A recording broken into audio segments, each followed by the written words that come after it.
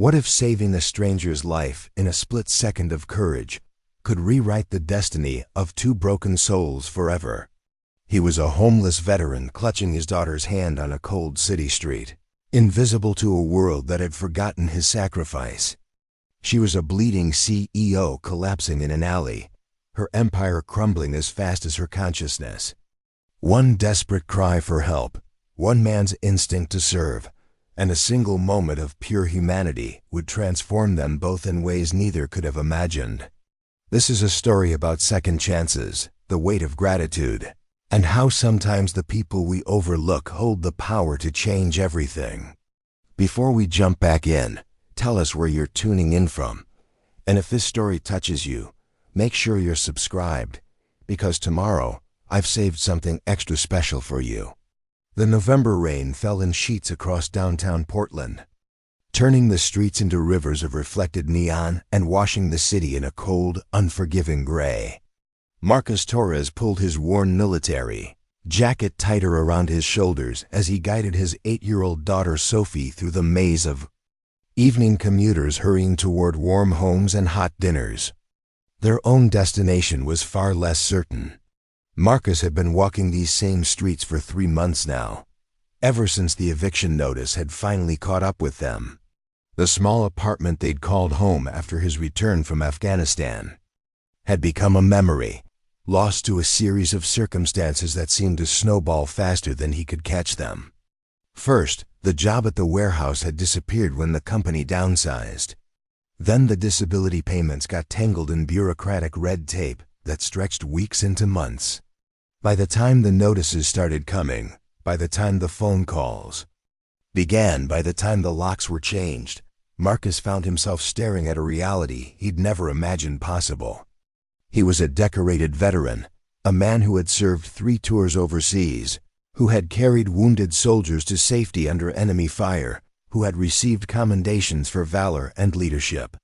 Yet here he was, holding his daughter's small hand as they navigated a world that seemed to have no place for either of them.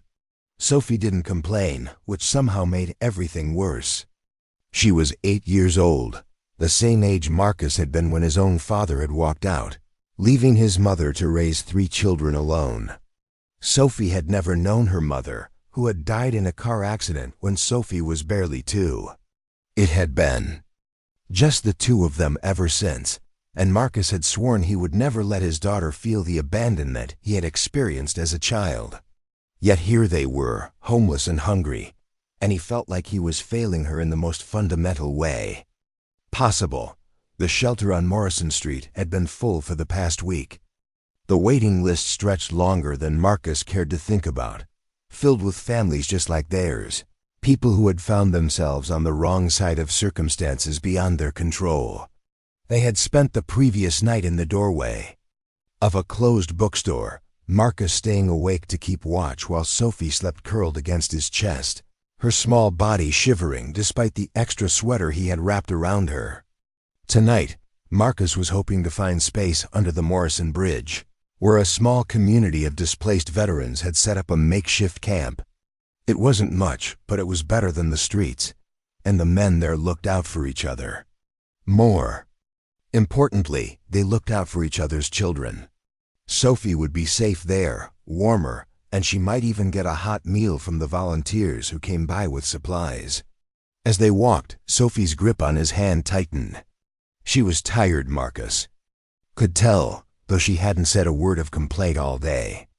Her school backpack, one of the few possessions they had managed to save, bounced against her small frame with each step. Inside were her few remaining toys, some clothes, and a notebook where she wrote stories and drew pictures when she couldn't sleep. Marcus had tried to maintain some sense of normalcy for her. They still went to the library every day so she could do her homework.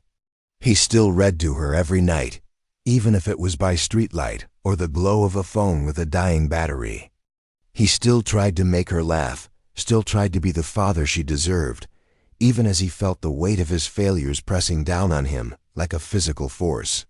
The rain was getting heavier, and Marcus could see that Sophie's sneakers were already soaked through. They needed to find shelter soon, before she got sick. He quickened their pace, scanning the street for any sign of the volunteers he hoped would be at the camp tonight. The bridge was still 6 blocks away, and the temperature was dropping with the setting sun. That's when he heard it. A cry for help, faint but desperate, cutting through the sound of rain and traffic from somewhere behind them. Marcus stopped, his military training instantly alert. Sophie looked up at him with questioning eyes, rain dripping from her dark hair. "Daddy, what was that?" Marcus listened again, his senses sharp despite his exhaustion. There it was again, weaker this time, coming from the narrow alley that ran between a high-end restaurant and an office building. Without hesitation, he scooped Sophie into his arms and moved toward the sound. The alley was dimly lit, filled with dumpsters and the kind of shadows that most people avoided after dark. But Marcus had navigated far more dangerous terrain than this, and his instincts told him someone was in serious trouble. As they rounded the corner behind the restaurant, he saw her. A woman lay crumpled against the brick wall, her expensive business suit torn and stained with blood. Her blonde hair was matted against her head, and her face was pale in the weak light from a security lamp mounted high on the wall. She was conscious but barely, her breathing shallow and rapid. Blood seeped from what looked like a head wound, and her left arm was twisted at an unnatural angle. Marcus set Sophie down gently behind him and immediately went to the woman's side, his combat medic training taking over. He had treated wounded soldiers in far worse conditions than this, and his hands moved with practiced efficiency as he assessed her injuries. "Ma'am, can you hear me? My name is Marcus. I'm here to help you." The woman's eyes fluttered open, struggling to focus on his face. She was young, maybe early 30s, with the kind of polished appearance that spoke of board rooms and corner offices. Her jewelry was expensive, her clothes designer, and even injured and bleeding, there was something about her that suggested power and success. I can't," she whispered, her voice barely audible above the rain. "It's okay, you don't need to talk right now. I'm going to check your injuries, and then we're going to get you some help." Marcus's voice was calm and reassuring, the same tone he had used with wounded soldiers who were scared and disoriented. He quickly examined the head wound, which appeared to be from blunt force trauma but wasn't as deep as it had initially looked. Head wounds bled heavily even when they weren't life-threatening, and while this was serious, it wasn't immediately fatal. Her arm was definitely broken, but it was a clean break that could be set. The real concern was potential internal injuries and the signs of shock he was seeing. Sophie stood nearby, her eyes wide with concern.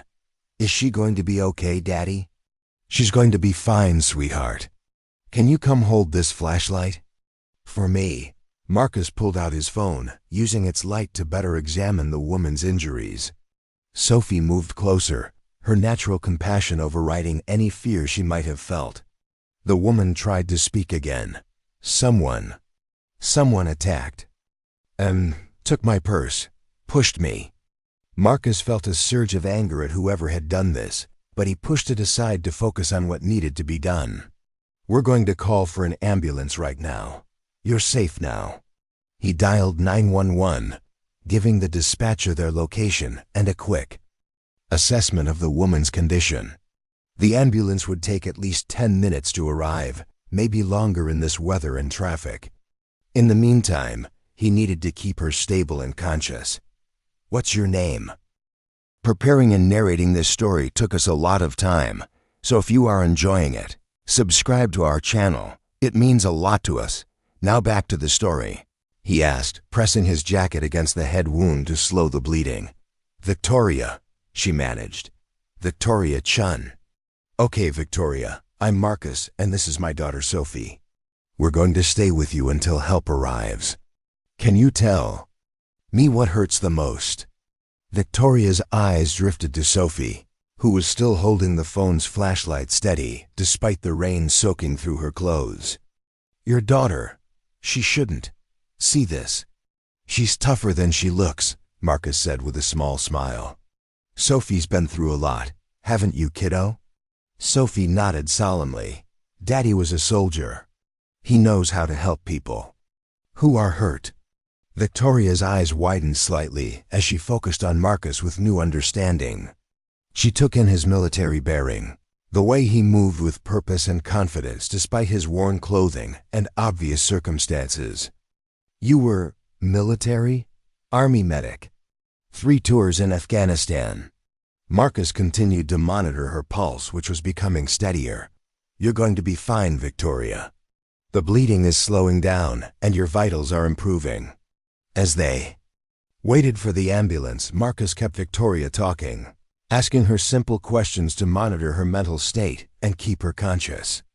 She told him she was a CEO, that she had been working late and had decided to walk to her car instead of calling her driver. Someone had grabbed her purse as she cut through the alley, and when she fought back, they had shoved her hard against the wall. I should have known better, she whispered. Should have been more careful. This isn't your fault, Marcus said firmly. The only person responsible for this is whoever attacked you. Sophie had moved closer, and Victoria could see the concern in the little girl's dark eyes. Despite being cold and wet herself, Sophie had taken off her own jacket and was trying to help cover Victoria. Thank you, sweetheart, Victoria said. Softly, you're very kind. Daddy says we always help people when they need it, Sophie replied. Even when we don't have very much. Something in the child's words seemed to pierce through Victoria's shock and pain.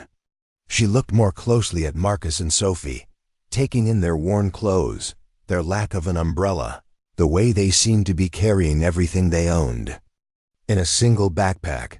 Understanding dawned in her eyes. She began, then stopped herself.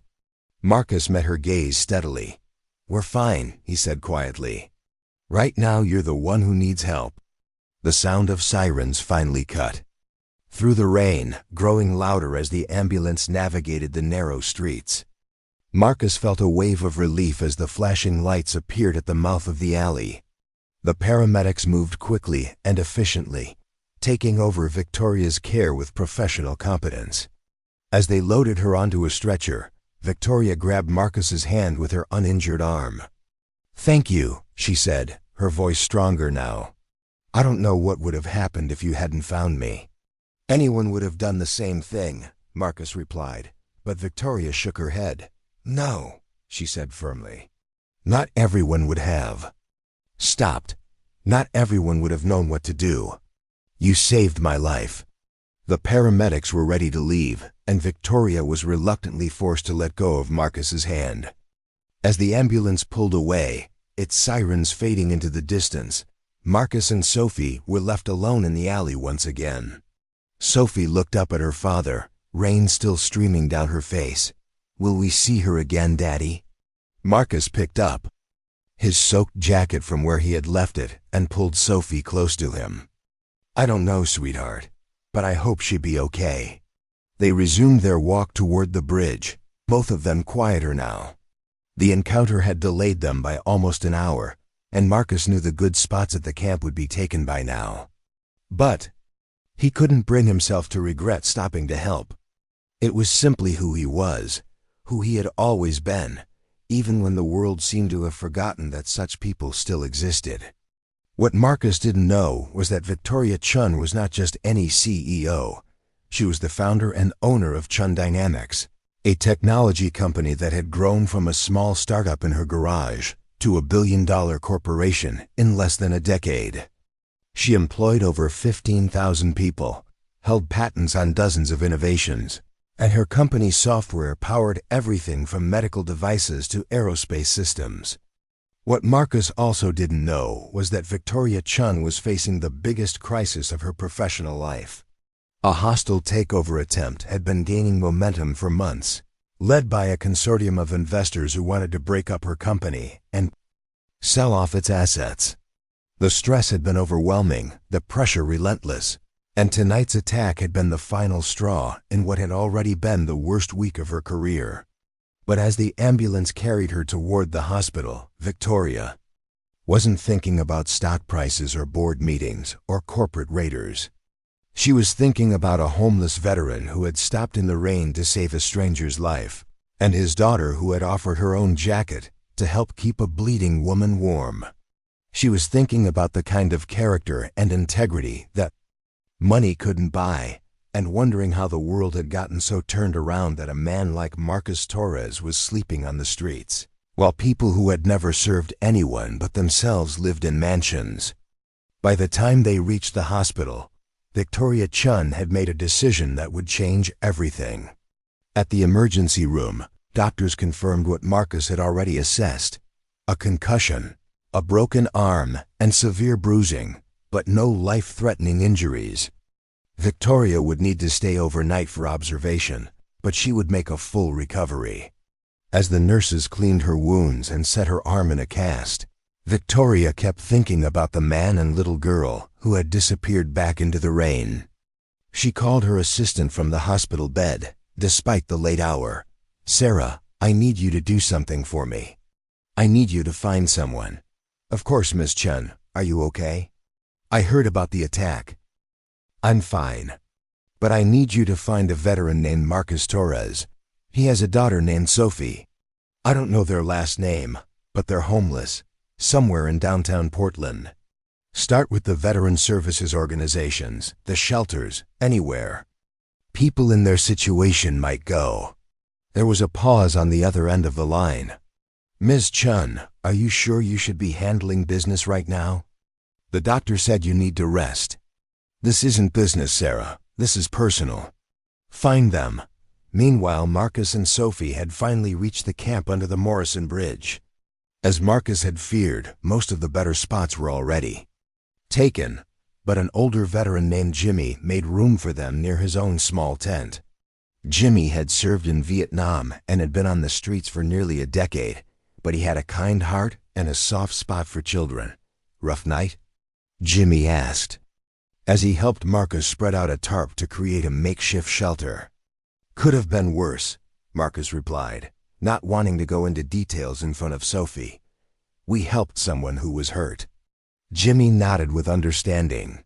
He had seen enough in his years on the streets to know that sometimes helping others was the only thing that kept you human when everything else was falling apart. Sophie curled up between Marcus and Jimmy, sharing warmth under a collection of blankets and tarps. The rain continued to fall, but they were dry enough, and Sophie fell asleep quickly, exhausted from the long day. Marcus lay awake, listening to the sound of rain on canvas and the distant hum of traffic, thinking about the woman they had helped and wondering if she would be okay. He thought about the look in her eyes when she realized they were homeless. The way her expression had changed from gratitude to something deeper, something that looked almost like guilt. He had seen that look before, from people who suddenly realized that those they had overlooked or ignored were capable of kindness and heroism. Marcus had no way of knowing that at that very moment, Victoria Chun was mobilizing a small army of investigators and social workers to track him down. He had no way of knowing that his simple act of human decency had set in motion a chain of events that would transform both their lives in ways neither could imagine. All he knew was that he had done what any decent person would do, what his military training and his own moral compass demanded. He had helped someone in need, just as he had been trained to do, just as he hoped someone would do for Sophie if she were ever in danger. As he finally drifted off to sleep, Marcus Torres had no idea that he had just performed the most important mission of his life. The next morning dawned clear and cold, the rain having finally stopped some time before dawn. Marcus woke to the sound of Sophie's quiet breathing and the distant rumble of morning traffic. Around them, the small community under the bridge was stirring to life, veterans helping each other pack up gear and prepare for another day of survival. Jimmy was already up, heating water for coffee on a small camp stove. "Sleep okay?" he asked, as Marcus sat up, his back aching from the hard ground. "Well enough," Marcus replied, though the truth was he had slept fitfully, his mind replaying the events of the previous evening. "Sophie's still out cold." "Good. Kids need their sleep." Jimmy poured coffee into a battered metal cup and handed it to Marcus. "You said you helped someone last night?" Marcus accepted the coffee gratefully, wrapping his hands around the warm cup. "Woman got mugged in an alley, head injury, broken arm. We stayed with her until the paramedics arrived." Jimmy nodded sagely. "Good man. World needs more people willing to stop and help." As Marcus sipped the bitter but warming coffee, he noticed a black sedan parked at the edge of the bridge, its occupants seeming to scan the camp. It wasn't unusual for social workers or city officials to check on the homeless community, but something about the car made him uneasy. "Jimmy, you see that car?" The older veteran glanced over and frowned. "Yeah, been there about 10 minutes. Could be cops, could be social services, or could be trouble." Marcus gently shook Sophie awake. "Time to get up, kiddo. We need to get moving." Sophie rubbed her eyes and sat up, looking around at the camp with the adaptability that children possess. "Where are we going today, Daddy?" "Library first, so you can do your homework. Then we'll figure out the rest." As they packed their few belongings, Marcus kept an eye on the sedan. The occupants seemed to be talking on phones, occasionally pointing toward the camp. His military instincts were telling him it was time to move, but he forced himself to remain calm. Paranoia was a luxury he couldn't afford when he had Sophie to think about. They said goodbye to Jimmy and the others, promising to return that evening if they couldn't find other shelter. Marcus slung their backpack over his shoulder and took Sophie's hand, leading her away from the bridge and toward the downtown library. 6 blocks away. They had only walked 2 blocks when the sedan pulled up beside them. Marcus tensed, ready to run or fight if necessary, but the window rolled down to reveal a well-dressed woman with kind eyes and a warm smile. "Excuse me, are you Marcus Torres?" Marcus stopped walking but kept Sophie slightly behind him. "Who's asking?" "My name is Sarah Williams. I work for Victoria Chun, the woman you helped last night." Marcus felt some of the tension leave his shoulders, but he remained cautious. "Is she okay?" "She's going to be fine, thanks to you. She'd like to see you if you're willing." "Both of you." Sophie peeked out from behind Marcus, curiosity overcoming her shyness. "The lady we helped?" Sarah's smile widened as she looked at Sophie. "Yes, sweetheart. She specifically asked me to find you both. She wants to thank you properly." Marcus hesitated. He wasn't comfortable with the idea of being thanked, especially not by someone who was clearly wealthy and powerful. But Sophie was already tugging on his hand, her eyes bright with interest. "Can we see her, Daddy? I want to know if she's feeling better." Marcus looked at his daughter's eager face and made his decision. "Okay, but just for a few minutes. We don't want to bother her while she's recovering." Sarah opened the car door for them. "Trust me, you're not bothering her. She's been very anxious to see you both." The ride to the hospital was surreal for Marcus. The sedan was more luxurious than any vehicle he had ever been in, with leather seats and a climate control system that quickly warmed his and Sophie's chilled bodies. Sarah made gentle conversation with Sophie, asking about her age and her interests, while Marcus stared out the window at the city passing by. At the hospital, Sarah led them through corridors that Marcus recognized from his own visits to VIA medical facilities, though this private hospital was clearly more upscale than anything he had experienced. They took an elevator to the 4th floor, where Victoria Chun had a private room with a view of the city. Victoria was sitting up in bed when they arrived, her left arm in a cast and a bandage covering the stitches on her forehead. But her eyes were alert and focused, and she smiled genuinely when she saw them enter. "Marcus, Sophie, thank you for coming." Sophie approached the bed cautiously, looking at Victoria with the serious expression children wear when they're trying to understand adult situations. "Does your arm hurt?" Victoria laughed softly. "A little, but it's much better today. The doctors say it will heal perfectly." "That's good," Sophie said, then added with the directness that only children possess. You look prettier when you're not bleeding." Both Marcus and Victoria laughed at that, and the tension in the room eased considerably. Marcus pulled up a chair beside the bed while Sophie perched on the edge, clearly fascinated by the medical equipment and the view from the window. "I wanted to thank you properly," Victoria said, looking directly at Marcus. "What you did last night, you saved my life." Marcus shook his head. "Anyone would have done the same thing." "No, they wouldn't have," Victoria replied firmly. "Do you know how many people walked past that alley last night? How many people heard me calling for help and kept walking?" Marcus was quiet, understanding the truth in her words, but still uncomfortable with being praised for doing what he considered basic human decency. Victoria continued, "But more than that, you knew exactly what to do. You kept me conscious. You stopped the bleeding. You probably prevented me from going into shock. Where did you learn those skills?"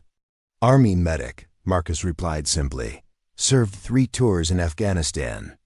Victoria nodded, pieces of a puzzle falling into place in her mind.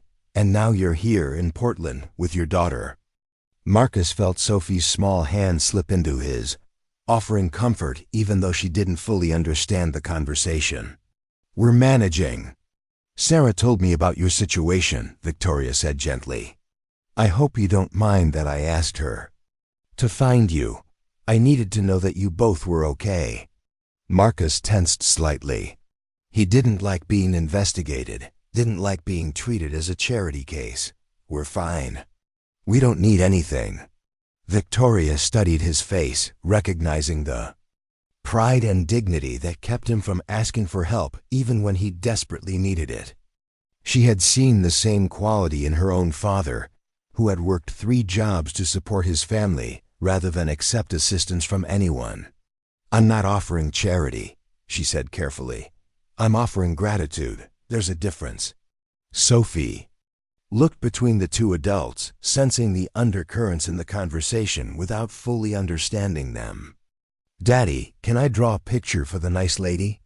Marcus smiled and nodded, grateful for his daughter's innocent interruption. Sophie pulled out her notebook and began sketching, her tongue poking out slightly in concentration as she worked.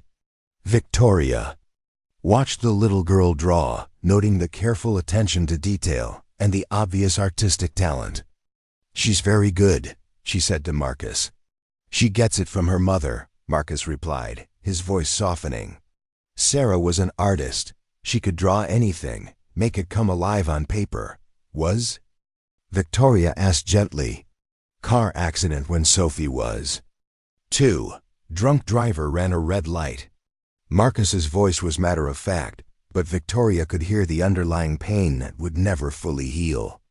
"I'm sorry," Victoria said simply, and Marcus nodded his thanks. Sophie finished her drawing and held it up proudly. It showed 3 figures standing together: a man in a military uniform, a small girl with pigtails, and a woman in a business suit with her arm in a sling. Above them, she had drawn a rainbow and the words "Thank you" in careful block letters. "It's beautiful, Sophie," Victoria said, accepting the drawing with genuine appreciation. "This is going on my refrigerator at home." Sophie beamed with pride, and Marcus felt his heart swell with love for his daughter's generous spirit. Despite everything they had been through, despite their current circumstances, Sophie still saw the world as a place where kindness mattered and connections could be formed. A nurse appeared in the doorway. "Miss Chun, the doctor would like to speak with you about your discharge." Victoria nodded, then turned back to Marcus and Sophie. "I don't want this to be goodbye," she said. "I'd like to stay in touch if that's okay with you." Marcus hesitated. He liked Victoria, respected her directness and her obvious intelligence. But he also knew they came from different worlds, and he didn't want Sophie to get attached to someone who would inevitably disappear from their lives. "I understand your hesitation," Victoria said, reading his thoughts. "But I meant what I said about gratitude. You did something extraordinary for me, and I'd like the chance to return the favor in whatever way I can." Sophie tugged on Marcus's sleeve, "Daddy, I like her. Can we be friends?" Marcus looked at his daughter's hopeful face and made a decision. That would change all their lives forever.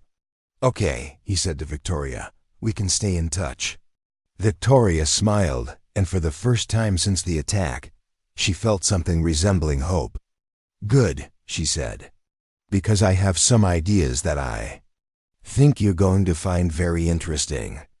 As they prepared to leave, Victoria gave Sarah instructions to arrange temporary housing for Marcus and Sophie, at least until they could figure out something more permanent. Marcus started to protest, but Victoria held up her hand.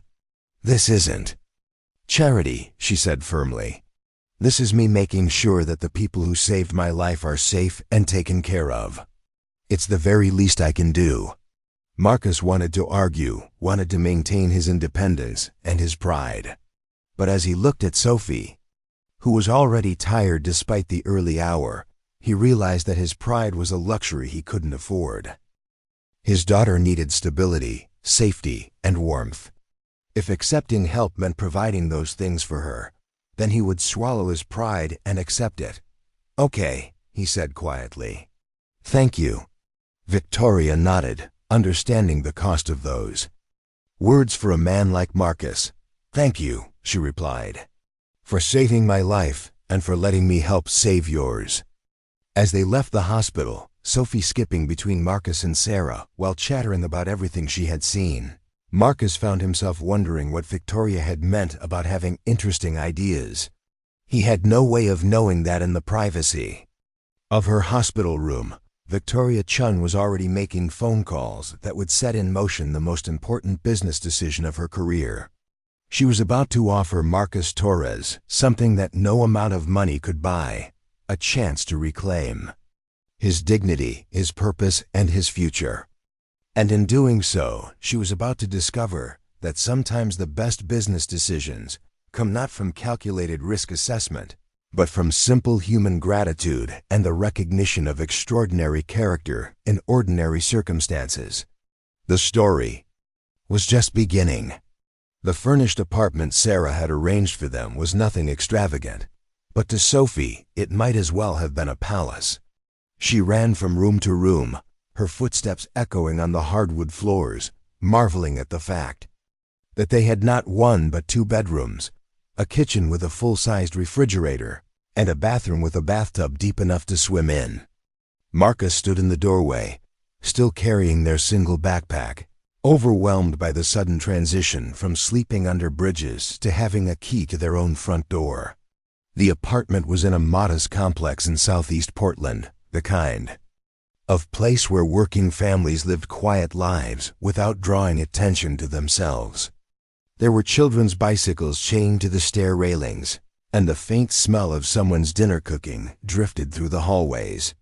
It was normal, ordinary, and after months of uncertainty, that normalcy felt almost foreign to Marcus.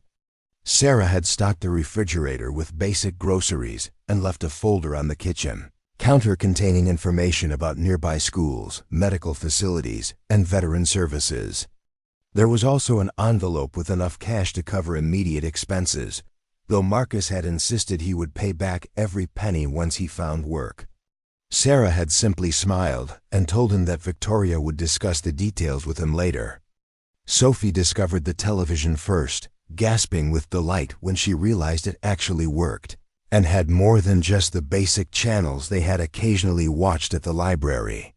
She found a nature documentary about dolphins and settled onto the couch with the reverence of someone who had been deprived of such simple pleasures for too long. Marcus joined her on the couch, still struggling to believe this was real. The cushions were soft, the apartment was warm, and for the first time in months, he could relax without constantly scanning for potential threats or planning their next move. But even as his body began to unwind, his mind remained active, trying to understand what Victoria Chun really wanted from them. He had learned long ago that nothing came without a price, and while Victoria seemed genuine in her gratitude, Marcus couldn't shake the feeling that there was more to the situation than simple thankfulness. People didn't arrange furnished apartments for strangers just because they had received first aid. There had to be something else, some angle he wasn't seeing. His phone buzzed with a text message from an unknown number. "This is Victoria. I hope you and Sophie are settling in well. Would you be available to meet tomorrow afternoon? I have something I'd like to discuss with you." Marcus stared at the message for several minutes before responding. "We're fine, thank you. What time?" The response came quickly. 2 o'clock? I can send a car, or we can meet wherever you're comfortable." Marcus looked around the apartment. At Sophie contentedly watching her documentary, at the kitchen where he could actually prepare a real meal for his daughter. Whatever Victoria wanted to discuss, he owed it to her to listen. 2 o'clock is fine. I'll come to you." The next morning, Marcus woke before dawn out of habit, his internal clock still programmed for survival rather than comfort. He made coffee in the apartment's small kitchen and sat by the window, watching the city wake up while Sophie slept peacefully in her own bedroom for the first time in months. The simple act of making coffee in his own kitchen felt like a small miracle. He used the quiet morning hours to research Victoria Chun more thoroughly than he had been able to before. What he found impressed and intimidated him in equal measure. Victoria had built Chun Dynamics from nothing, starting with a single patent she had developed while still in graduate school. The company now held contracts with NASA, the Department of Defense, and dozens of Fortune 500 corporations. She was worth billions on paper, but more importantly, she had a reputation for treating her employees well and for using her wealth to support various charitable causes. The articles he read painted a picture of someone who was brilliant, driven, and uncompromising in her standards. She had never married, had no children, and seemed to live entirely for her work. The business press respected her, but also portrayed her as somewhat cold and calculating, a woman who made decisions based on data rather than emotion. That image didn't match the person Marcus had met in the hospital, the woman who had been genuinely moved by Sophie's drawing, and who had insisted on helping them despite his protestations. Either the media had gotten her wrong, or there were layers to Victoria Chun that the business world never got to see. Sophie emerged from her bedroom around 8, rubbing her eyes and looking confused about where she was until memory returned. Then her face lit up with the kind of pure joy that reminded Marcus why everything he did was worth it. "Daddy, can we have pancakes in our own kitchen?" Marcus smiled, some of his tension easing at his daughter's happiness. "I think we can manage that." They spent the morning like a normal family, making breakfast together and exploring their new neighborhood. Marcus enrolled Sophie at the local elementary school, a process that was surprisingly straightforward when you had an address, and weren't worried about whether you'd still be in the same place next week. The principal, Mrs. Rodriguez, was understanding about Sophie's situation and assured Marcus that they had resources to help children who had experienced instability. Sophie would start classes the following Monday, giving her a few days to adjust to their new living situation. She was nervous about starting at a new school, but excited about having her own desk and not having to do homework in the library. Marcus bought her new school supplies at the nearby Target, watching her carefully select notebooks and pencils as if they were precious treasures. At 1:30, Marcus took the bus downtown to Chen Dynamics headquarters, a gleaming tower of glass and steel that dominated several city blocks. The lobby was intimidating in its perfection, all marble and chrome with security guards who looked like they could have been his fellow soldiers. Marcus felt underdressed in his cleanest jeans and button-down shirt, but the receptionist treated him with professional courtesy when he announced his appointment with Victoria Chun. The elevator ride to the 40th floor gave him time to study his reflection in the polished walls and wonder what he was walking into. The elevator opened directly into a reception area that was elegant but not ostentatious, decorated with what looked like original artwork and fresh flowers. Another receptionist, this one older and more maternal, greeted him by name and offered him coffee while he waited. Victoria appeared exactly at 2 o'clock, moving with the purposeful stride of someone accustomed to managing every minute of her day. She wore a dark blue business suit that somehow managed to look both powerful and approachable, and her arm was at a more sophisticated sling than the hospital version. The stitches on her forehead were barely visible under carefully applied makeup. "Marcus, thank you for coming. How are you and Sophie settling in?" "Very well, thanks to you." "Sophie thinks she's living in a mansion." Victoria smiled at that, the first genuine warmth Marcus had seen from her since leaving the hospital. "I'm glad. Would you like to see my office? I thought we could talk privately." Victoria's office was a study in controlled elegance, with floor-to-ceiling windows offering a panoramic view of the city and Mount Hood in the distance. The furniture was expensive but not flashy, and the walls were covered with degrees, awards, and photographs from various business and charitable events. What caught Marcus's attention, however, was Sophie's drawing from the hospital, now framed and displayed prominently on Victoria's desk. Victoria noticed his gaze. "I told you it was going on my refrigerator, but I decided it deserved a more prominent place." Marcus felt a warmth in his chest at the gesture. "She'd be thrilled when I tell her. Please sit down. Can I get you anything? Coffee? Water?" Marcus settled into a leather chair that probably cost more than he had made. "In a month at his last job. I'm fine, thank you. What did you want to discuss?" Victoria took the chair across from him rather than sitting behind her desk, a gesture that Marcus appreciated. It felt less like a business meeting and more like a conversation between equals. "I've been thinking about our situation," Victoria began, "about what happened that night and about what I learned about you afterward." Marcus tensed slightly. "What do you mean, what you learned?" "I had Sarah do some research. I hope you don't mind, but I needed to understand who you really are." Victoria leaned forward slightly. "Marcus, do you know what your military record says about you?" "I imagine it says I served my time and got out." Victoria shook her head. "It says much more than that. It says you saved 17 lives during your tours of duty. It says you received 2 Bronze Stars and a Purple Heart. It says you were recommended for promotion to sergeant multiple times but turned it down because you preferred working directly with soldiers rather than managing them." Marcus shifted uncomfortably. "That's all in the past." "Is it? Because what I saw in that alley wasn't in the past. What I saw was a man who still puts others before himself, who still has the skills and instincts that made him exceptional in the military." Victoria paused, studying his face. "What I saw was someone who has been failed by the system he served, not someone who failed the system." Marcus didn't respond immediately. He had heard similar words from counselors and well-meaning civilians, but something in Victoria's tone suggested she understood the distinction between sympathy and respect. "What's your point?" he asked finally. "My point is that I have a problem, and I think you might be the solution to it."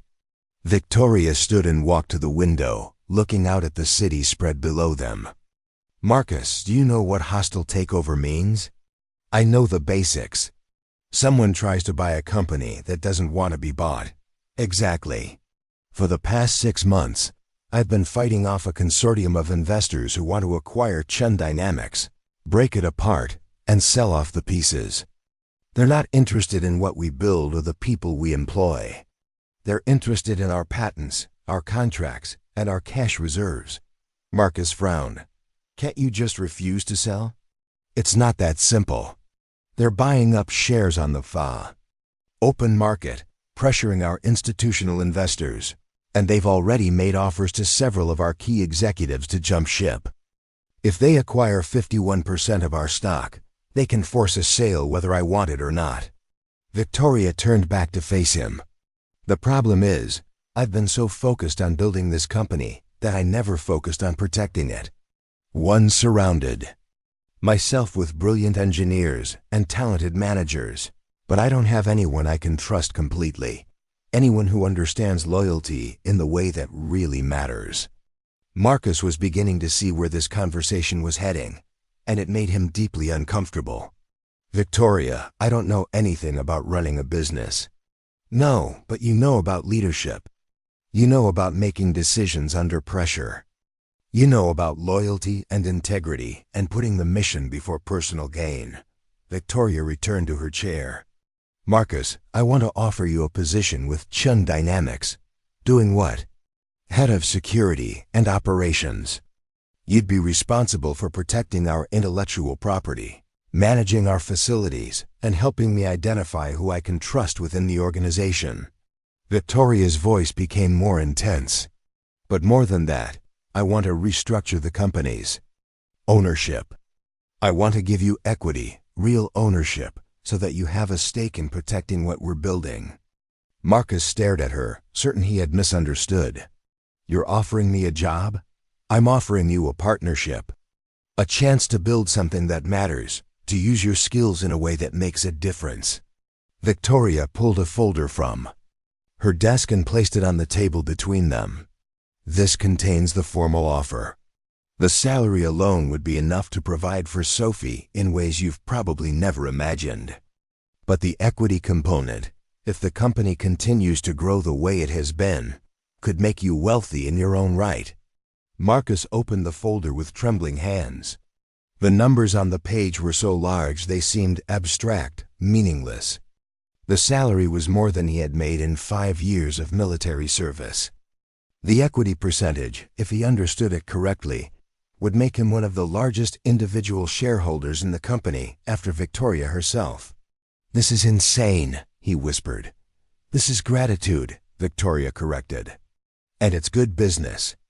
Marcus, I've spent 15 years building this company, and I've learned that the most valuable resource isn't technology or capital.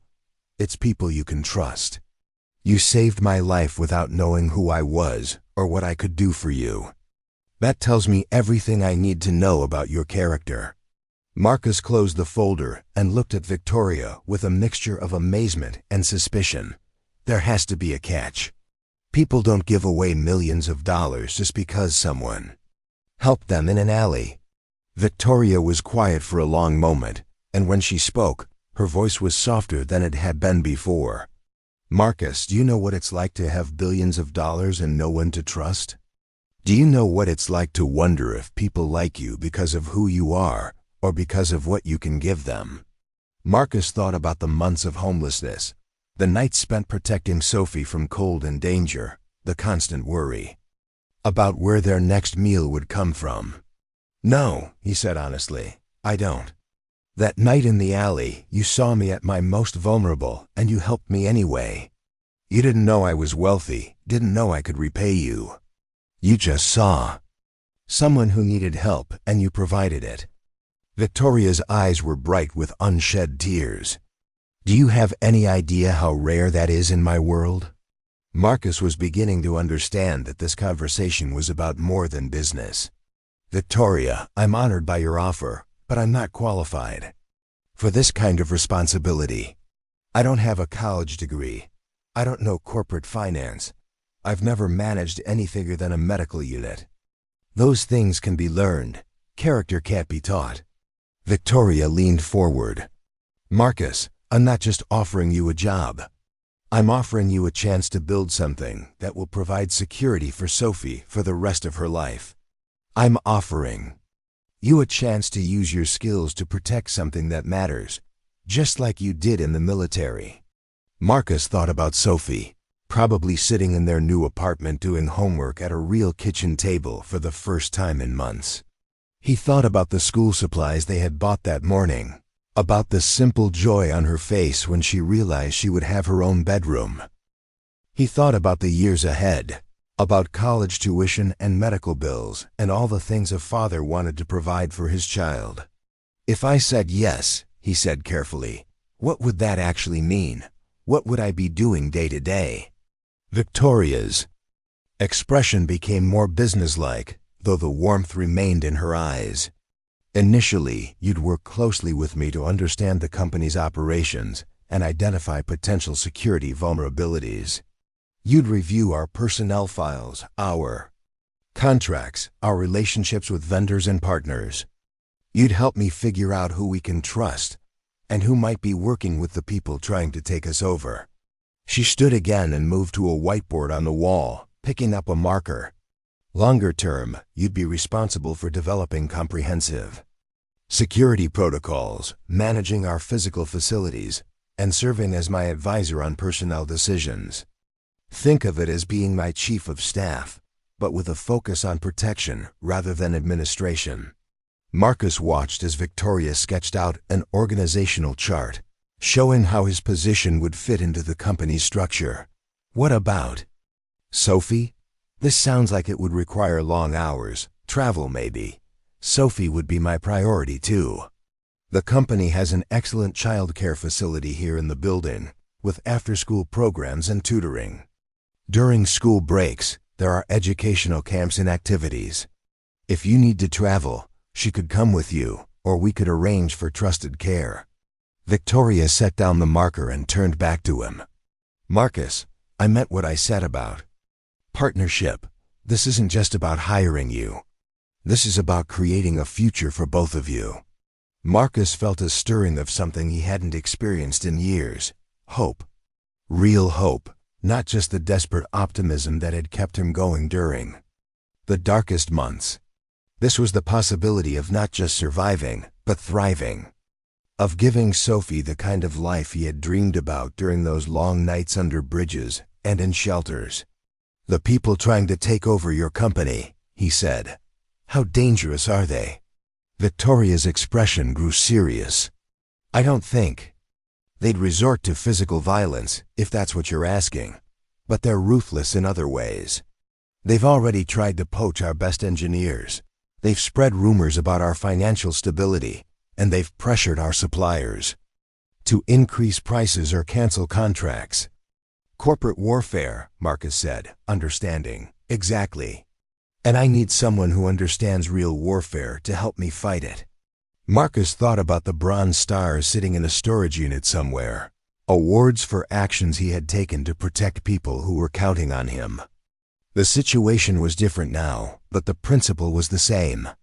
Victoria was under attack, and she was asking for his help to defend something that mattered to thousands of employees and their families. If I do this, he said slowly, I need to know that Sophie comes first. Always, no matter what's happening with the company, no matter how urgent the crisis, my daughter's welfare is non-negotiable. Victoria nodded without hesitation. Agreed. In fact, I'd be disappointed if you felt any other way. Marcus looked at the folder again, at the numbers that could change everything for Sophie and him. He thought about his military oath, about protecting and defending. He thought about the woman who had trusted him enough to offer him something beyond his wildest dreams. How long do I have to decide? Take as much time as you need. But Marcus? Victoria's voice was gentle but urgent. I hope you'll say, yes, I need someone I can trust, and Sophie deserves a father who can provide for her the way she deserves. Marcus stood, folder in hand, feeling as if the ground had shifted beneath his feet. I'll give you an answer tomorrow. Victoria walked him to the elevator, and as the doors opened, she placed a hand on his arm. Marcus, whatever you decide, you and Sophie are going to be fine. The apartment is yours for as long as you need it. No strings attached. That's not conditional on your employment decision. As the elevator descended, Marcus stared at his reflection in the polished doors and tried to process what had just happened. 6 months ago, he had been a respected member of the military, confident in his role and his future. 3 months ago, he had been sleeping under bridges with his daughter, wondering if he was failing her in the most fundamental way possible. Now he was holding an offer that could make him wealthy beyond his current ability to comprehend. The bus ride back to the apartment gave him time to think, to try to understand the magnitude of what Victoria was proposing. This wasn't just a job offer. This was a complete transformation of his and Sophie's circumstances, a chance to go from the margins of society to the center of a powerful corporation. But it was also a tremendous responsibility. Victoria was trusting him with her life's work, with the livelihoods of thousands of employees. with secrets and strategies that could make or break a billion-dollar company. She was betting everything on the character she had seen in a man who had helped a stranger in an alley. Sophie was waiting for him when he got home, homework spread across the kitchen table, looking more settled and content than she had in months. She looked up when he walked in, and her smile made his heart ache with love and protectiveness. "How was your meeting with the nice lady, Daddy?" Marcus sat down beside her and helped her with a math problem while he tried to figure out how to explain what had just happened. "She offered me a job, sweetheart. A really good job." Sophie's eyes widened. "Does that mean we get to keep the apartment?" "It means we get to keep the apartment and a lot more." Marcus pulled Sophie onto his lap, breathing in the scent of her shampoo and marveling at the simple pleasure of holding his child in a warm, safe place. "Sophie, how would you feel about Daddy working for Victoria?" "It would mean some changes, but good changes." Sophie considered this with the seriousness she brought to all important questions. "Would you be happy?" The question caught Marcus off guard. In all his considerations about salary and security and Sophie's future, he hadn't thought about his own happiness. He had been focused on survival for so long that contentment seemed like an unattainable luxury. "I think I would be," he said honestly. "I think it would be good for both of us." Sophie nodded decisively. "Then you should do it. And maybe the nice lady could come for dinner sometime. I want to show her my room." That evening, after Sophie had gone to bed, Marcus sat at the kitchen table with the folder open in front of him, reading through the formal offer document. The legal language was complex, but the basics were clear. Victoria was offering him not just employment, but partnership in the truest sense. She was giving him a stake in the company's future, making him wealthy if the business succeeded, and protecting him even if it didn't. More than that, she was offering him purpose. The chance to use his skills in service of something meaningful, to protect and defend in a new context, but with the same principles that had guided him in the military. She was offering him the chance to be more than just a survivor, to be a contributor, a leader, someone who mattered. Marcus thought about the men and women he had served with, many of whom were probably struggling with their own transitions to civilian life. He thought about the VA hospitals filled with veterans who had given everything for their country, only to find themselves forgotten or overlooked. He thought about the irony that someone with his background and skills had ended up homeless while people who had never served anyone but themselves lived in luxury. Victoria was offering him a chance to break that cycle, not just for himself, but as an example of what was possible when someone recognized and valued the qualities that military service developed. She was betting on character over credentials, on loyalty over lineage, on the belief that the people who had proven themselves in the most challenging circumstances could prove themselves again in different contexts. By midnight, Marcus had made his decision. He pulled out his phone and sent a text message to Victoria's number. "I accept your offer. When do I start?" The response came quickly, despite the late hour. "Monday morning. Welcome to the team, partner." Marcus set down his phone and looked around the apartment that would now truly be home, thinking about the little girl sleeping peacefully in her own bedroom and the future that was suddenly full of possibilities he had never dared to imagine. He thought about the moment in that alley when he had made the simple decision to help someone in need, and how that choice had set in motion a chain of events that was about to change everything. He didn't know that in her own apartment across town, Victoria Chun was lying awake making plans that would transform not just Marcus's life, but the entire structure of her company. He didn't know that she had already begun the legal process of transferring significant equity to him, or that she was preparing to announce his appointment to the board of directors. What Marcus did know was that for the first time since leaving the military, he had a mission that mattered, a purpose that extended beyond simple survival. He had a chance to build something lasting for Sophie, and a partner who valued the same things he did. As he finally drifted off to sleep, Marcus Torres was no longer a homeless veteran struggling to provide for his daughter. He was about to become one of the most powerful people in Portland's business community, and the transformation was just beginning. Marcus's first day at Chen Dynamics began at 5:30 in the morning, not because anyone had asked him to arrive early, but because his military conditioning made sleeping past dawn nearly impossible. He stood in the shower of his apartment, letting the hot water wash away the last traces of uncertainty about the decision he had made. Today, he would walk into a world he had never imagined being part of, carrying responsibilities that would have seemed impossible just a week ago. Sophie had been awake when he emerged from the bathroom, sitting at the kitchen table in her pajamas with a bowl of cereal and a worried expression that was far too mature for an 8-year-old. "Are you nervous, Daddy?" Marcus poured himself coffee and sat beside his daughter, studying her face in the morning light. "A little, are you?" Sophie nodded solemnly. "What if the people there don't like us? What if they think we don't belong?" The question hit Marcus harder than he expected, because it voiced the fear he had been trying not to acknowledge. He was about to walk into a building full of people with advanced degrees and years of corporate experience, people who spoke in acronyms he didn't understand and made decisions that affected thousands of lives. What if Victoria had made a mistake? What if he couldn't live up to the trust she had placed in him? "You know what I learned in the army, kiddo?" Marcus said, pulling Sophie closer to him. "I learned that belonging isn't about where you come from or what you know when you start. It's about how hard you work and how much you care about the people around you."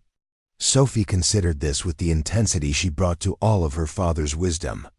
"So if we work hard and care about people, we'll belong? I think we will. And if we don't, then maybe it's not the right place for us anyway."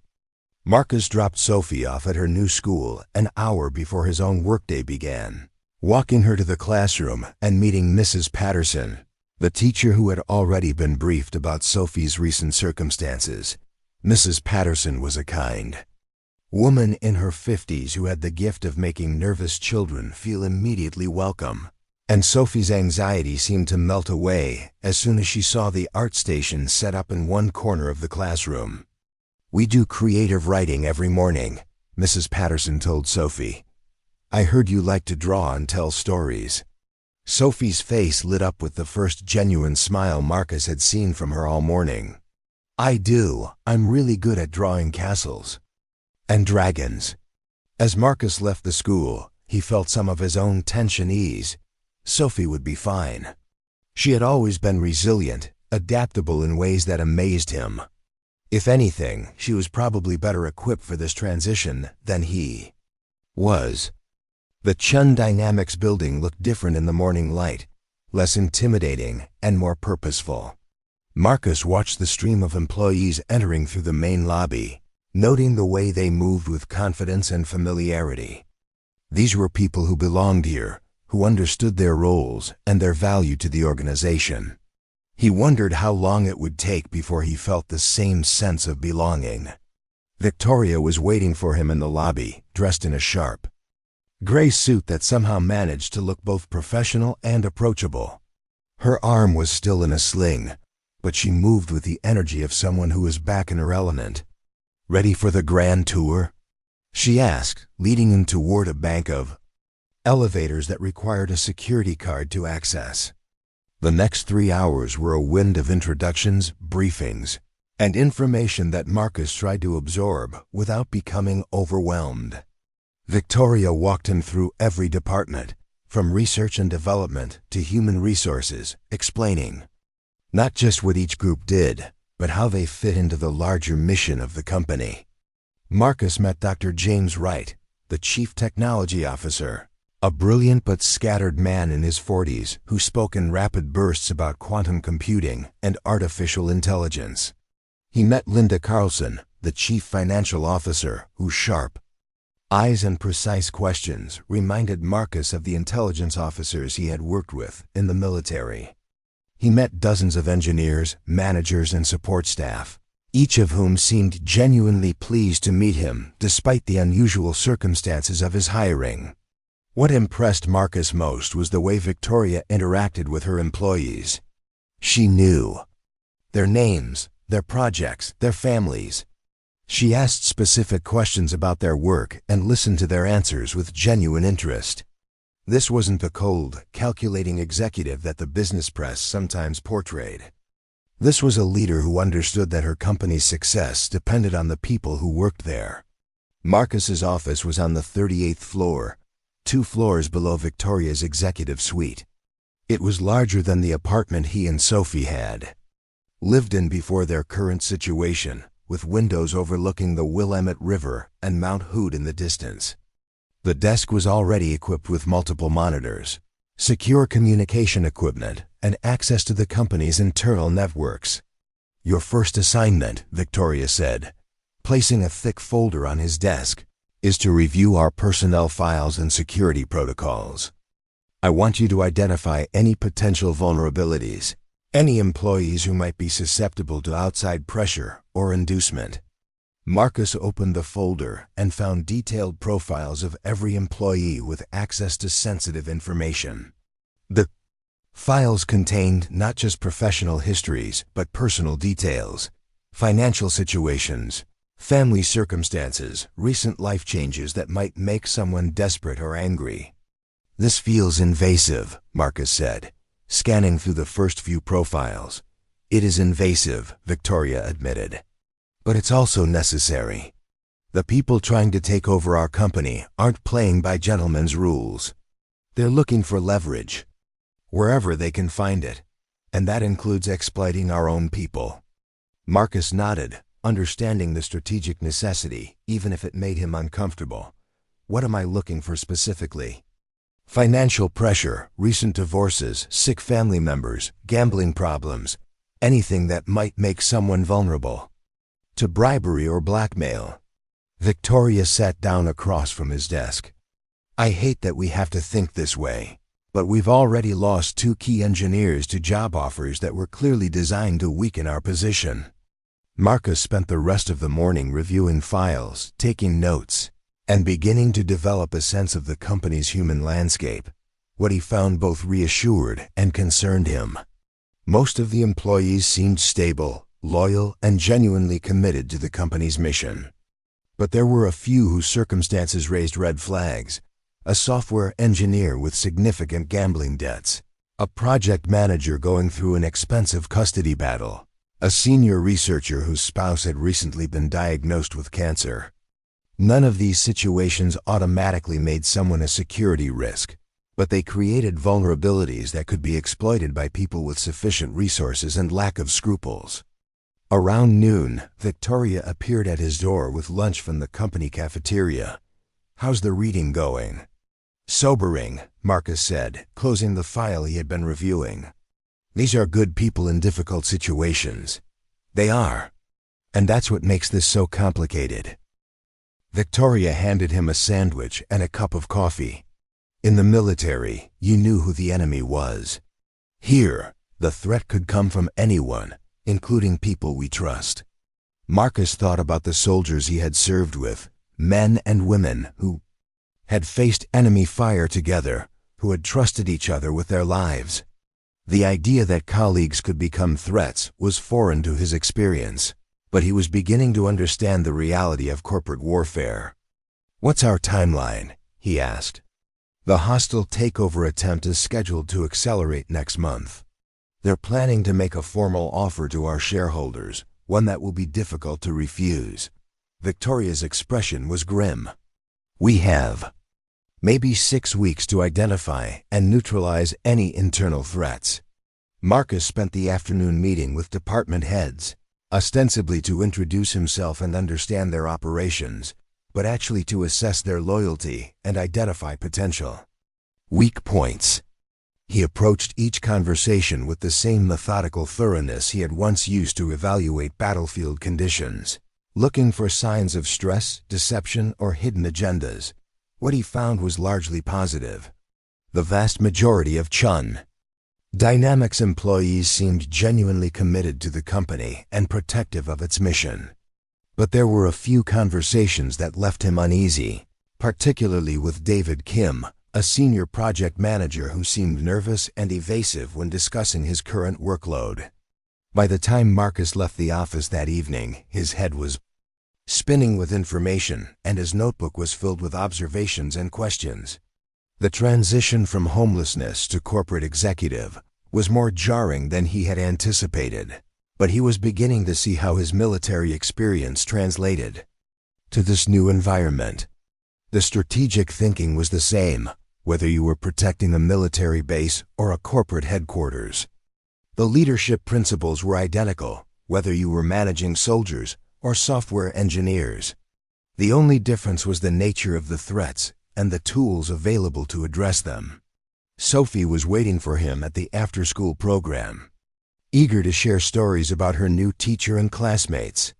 As they walked home together, Marcus found himself seeing their neighborhood differently. This wasn't just temporary housing anymore. This was home, the foundation from which he would build a new life for both of them. "How was your first day, Daddy?" "Different from anything I've ever done before," Marcus said honestly. "But good. I think I'm going to like working there." Sophie skipped beside him, her backpack bouncing with each step. "Did you meet nice people?" "I did. Victoria asked me to tell you that your drawing is still on her desk, and she hopes you'll draw another one for her office." Sophie's face lit up with pride and pleasure. "I already started one. It's a picture of you and her and me working together." That evening, after Sophie had gone to bed, Marcus sat at his kitchen table with his laptop and began the real work of his new position.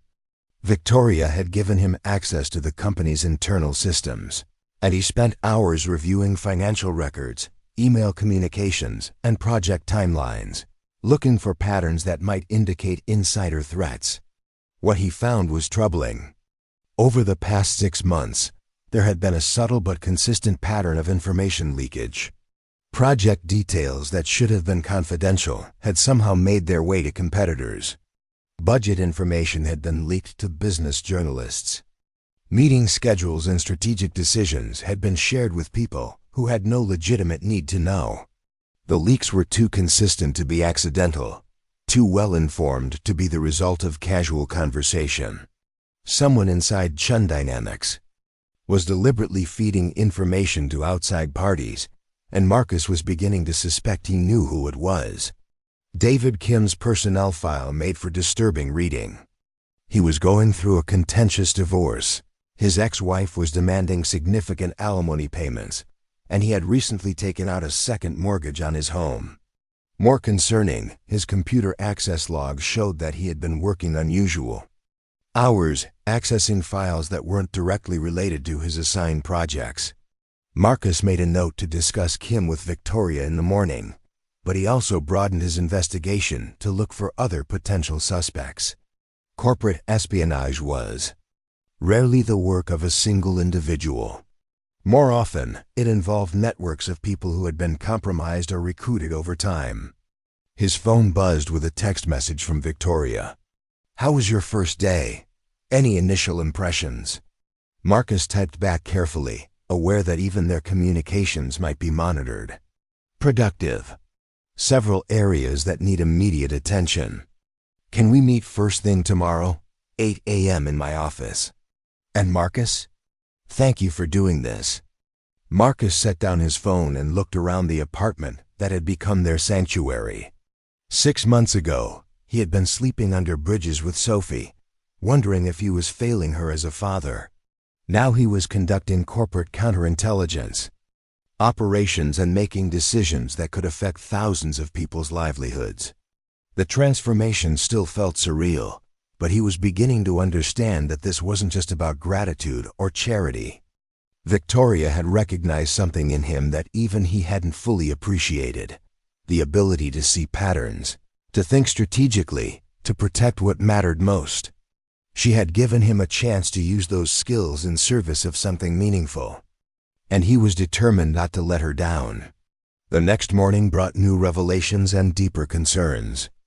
Victoria's office at 8 a.m. was a hub of controlled urgency, with financial reports spread across her conference table and her senior staff gathered for what was clearly a crisis management session.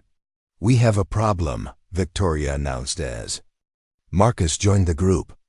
"Our primary defense contractor just canceled their renewal negotiation. They cited concerns about our long-term stability." Linda Carlson, the CFO, looked up from a stack of financial documents.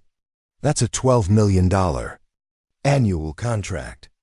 If word gets out that we're losing major clients, it will make the takeover attempt much more attractive to our shareholders."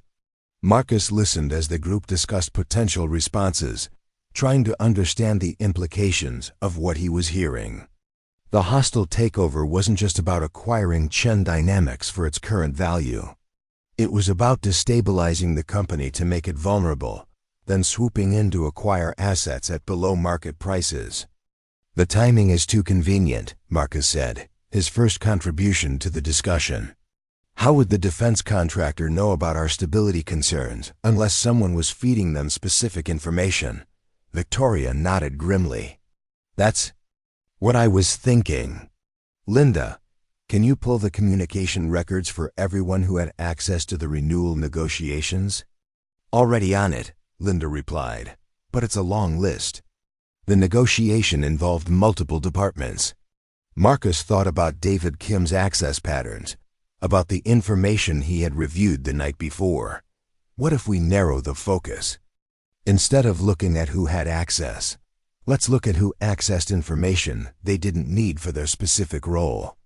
Dr. Wright, the CTO, leaned forward with interest. "That's a much more manageable data set. The system logs every file access, every email, every database query."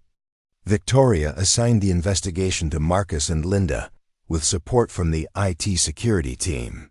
As the meeting broke up, she asked Marcus to stay behind. "What's your gut telling you?" She asked once they were alone. "That we have at least one insider working against us, possibly more." Marcus moved to the whiteboard and began sketching out a timeline. "The information leaks have been too consistent and too well-timed to be accidental. Someone is coordinating with the takeover group." Victoria studied the timeline Marcus had created, noting the correlation between internal meetings and external actions by their opponents. "If you're right, we need to identify them quickly. But we also need to be careful. If we accuse the wrong person, we could create more problems than we solve." Marcus understood the delicate balance required. In the military, suspected traitors could be isolated and investigated through official channels. In the corporate world, the stakes were different, but no less serious.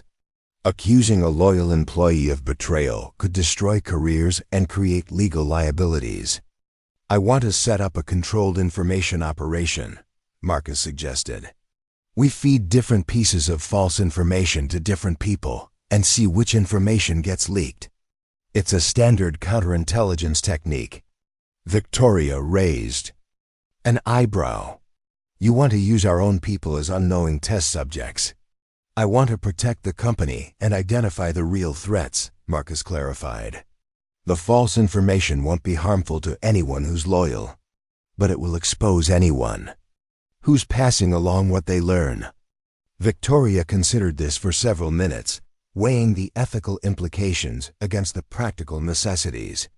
"Set it up," she decided, "but keep the circle small. I don't want innocent people getting caught in the crossfire." Marcus spent the rest of the morning designing what intelligence professionals called a canary trap, a system for tracking information leaks by embedding unique details in different versions of the same document. Each potential suspect would receive slightly different information, allowing Marcus to trace any leaks back to their source. The process required careful coordination with Linda and the IT team, but by noon, they had identified 5 key individuals who would receive the test information. David Kim was on the list, along with 2 other project managers and a senior engineer whose financial situation had raised minor concerns. The test involved a fictional new product development timeline. complete with budget projections and potential client meetings. The information was plausible enough to be valuable to competitors, but false enough that leaking it wouldn't actually harm the company's interests. Marcus distributed the information on Tuesday afternoon and began monitoring communication channels for any signs that the details were being shared externally. The waiting was the most difficult part, requiring patience and faith in the process, while knowing that every day of delay made the company more vulnerable. By Thursday morning, the trap had been sprung. Surveillance of external communications revealed that details from David Kim's version of the document had been shared with a journalist known to have connections to the takeover consortium. The leak had occurred within 36 hours of Kim receiving the information, and the specific details that were shared could only have come from his version of the document. Marcus felt no satisfaction in being proved right. David Kim was a talented project manager with 8 years of service to the company. He had contributed to dozens of successful projects and had been well regarded by his colleagues. The fact that he had been turned into a security threat was a tragedy for everyone involved. Victoria called Marcus into her office Thursday afternoon to discuss their next steps. The evidence against Kim was conclusive, but the response required careful consideration of legal, ethical, and strategic factors. "We can't just fire him," Victoria said, reviewing the evidence Marcus had compiled. "If he's working with the takeover group, they'll know we're onto them. That could accelerate their timeline or push them to take more aggressive action." Marcus had been thinking about the same issue. What if we feed him false information that actually helps us? Instead of cutting off the channel, we use it to our advantage. Victoria's eyes lit up with understanding. Disinformation. Make them think they know our plans when they actually know the opposite. Exactly. We can make them overconfident, cause them to make mistakes, maybe even get them to reveal their own strategy. The plan they developed was elegant in its simplicity. Marcus would continue to provide David Kim with information about the company's defensive strategies, but the information would be deliberately misleading. Meanwhile, the real defensive preparations would proceed along different lines, hidden from Kim and anyone else who might be compromised. The strategy required Marcus to essentially run a double-agent operation within his own company, something that felt uncomfortable but necessary. He began feeding Kim information about planned layoffs that weren't actually being considered, budget cuts that weren't real, and strategic retreats that were actually advances. Within days, the false information began appearing in business press, reports and analyst briefings, confirming that Kim was indeed the primary source of the leaks. More importantly, the takeover consortium began adjusting their strategy based on the false intelligence, making tactical mistakes that revealed their own plans and timeline.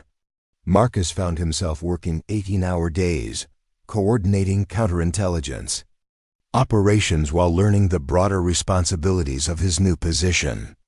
The stress was intense, but it was also familiar. This was the kind of high-stakes, complex operation that his military training had prepared him for, just in a different context. Sophie noticed a change in his schedule and energy level. She adapted with the resilience that had carried her through their months of homelessness. The after-school program at Chun Dynamics became her second home, and she formed friendships with the children of other employees. Her drawings began featuring office buildings and computer screens, alongside the castles and dragons that had always been her favorites. Victoria made a point of checking on Sophie regularly, often stopping by the child care facility to see her artwork or help with homework. The relationship between Victoria and Sophie was developing into something that looked remarkably like family, though none of them used that word explicitly. 3 weeks into the counterintelligence operation, Marcus received intelligence that changed everything. The takeover consortium wasn't just planning to acquire Chun Dynamics through stock purchases. They were preparing to file a lawsuit alleging financial irregularities and management misconduct, hoping to drive down the stock price and force a fire sale. The lawsuit was based partly on information that David Kim had provided, including budget documents and internal communications, that could be taken out of context to suggest improper financial management. The irony was that the evidence of misconduct was largely fictional, created as part of Marcus's disinformation campaign, but it would still be damaging if presented in court. Marcus realized that they had reached the end of the road with the double agent strategy. The false information was about to be used against them in ways that could cause real harm, regardless of its fictional nature. It was time to expose David Kim and cut off the information flow, even if that meant revealing their counterintelligence operation. The confrontation took place in Victoria's office on a Friday afternoon, with Linda Carlson and the head of human resources present as witnesses. Marcus presented the evidence methodically, showing Kim the documentation that proved his communications with external parties and the correlation between his information access and external leaks. Kim's reaction was not what Marcus had expected.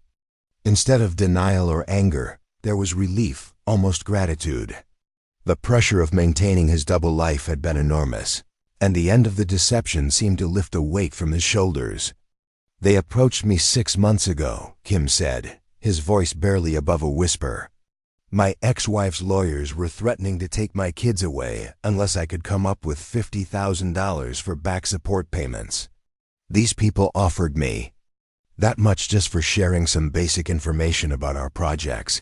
Victoria's expression was more sad than angry. "Why didn't you come to us? We could have helped with the financial situation." Kim shook his head. "I was embarrassed. I didn't want anyone to know how bad things had gotten. And at first, the information they wanted seemed harmless. Just general budget numbers, project timelines, nothing that seemed sensitive." Marcus understood the psychology of recruitment, the way that small compromises led to larger ones, the way that shame and desperation could be weaponized against good people. "How much do they know?" he asked. "Everything I had access to," Kim admitted. "But not everything you've been telling me recently. I started to suspect that some of the information you were giving me was false." Marcus nodded. "It was. We've been running a counterintelligence operation for the past 3 weeks. Kim's eyes widened as he realized the implications. "You mean they've been making decisions based on false information?" "That was the idea," Victoria said. "The question now is what we do going forward." The decision they reached was both pragmatic and compassionate. Kim would resign from Chen Dynamics immediately, but he would also cooperate fully with their investigation and help them understand the full scope of the external threat. In exchange, the company would provide financial assistance for his legal situation and agree not to pursue criminal charges. More importantly, Kim would continue to communicate with his handlers, but now under Marcus's direction. The double agent operation would continue, but with Kim as a willing participant rather than an unwitting asset. The final phase of the operation unfolded over the following 2 weeks. With Kim's cooperation, Marcus was able to map the entire network of people involved in the takeover attempt, including corrupt lawyers, unethical journalists, and compromised analysts. The intelligence they gathered allowed Victoria to prepare comprehensive legal and financial countermeasures. When the takeover consortium finally made their formal move, Chen Dynamics was ready. The lawsuit alleging financial misconduct was met with a countersuit documenting the conspiracy to acquire confidential information through illegal means. The stock manipulation scheme was exposed to federal regulators before it could significantly impact share prices. The aggressive recruitment of key employees was revealed as part of a coordinated attack on the company's intellectual property. Most importantly, Victoria announced a new ownership structure that would make future takeover attempts much more difficult.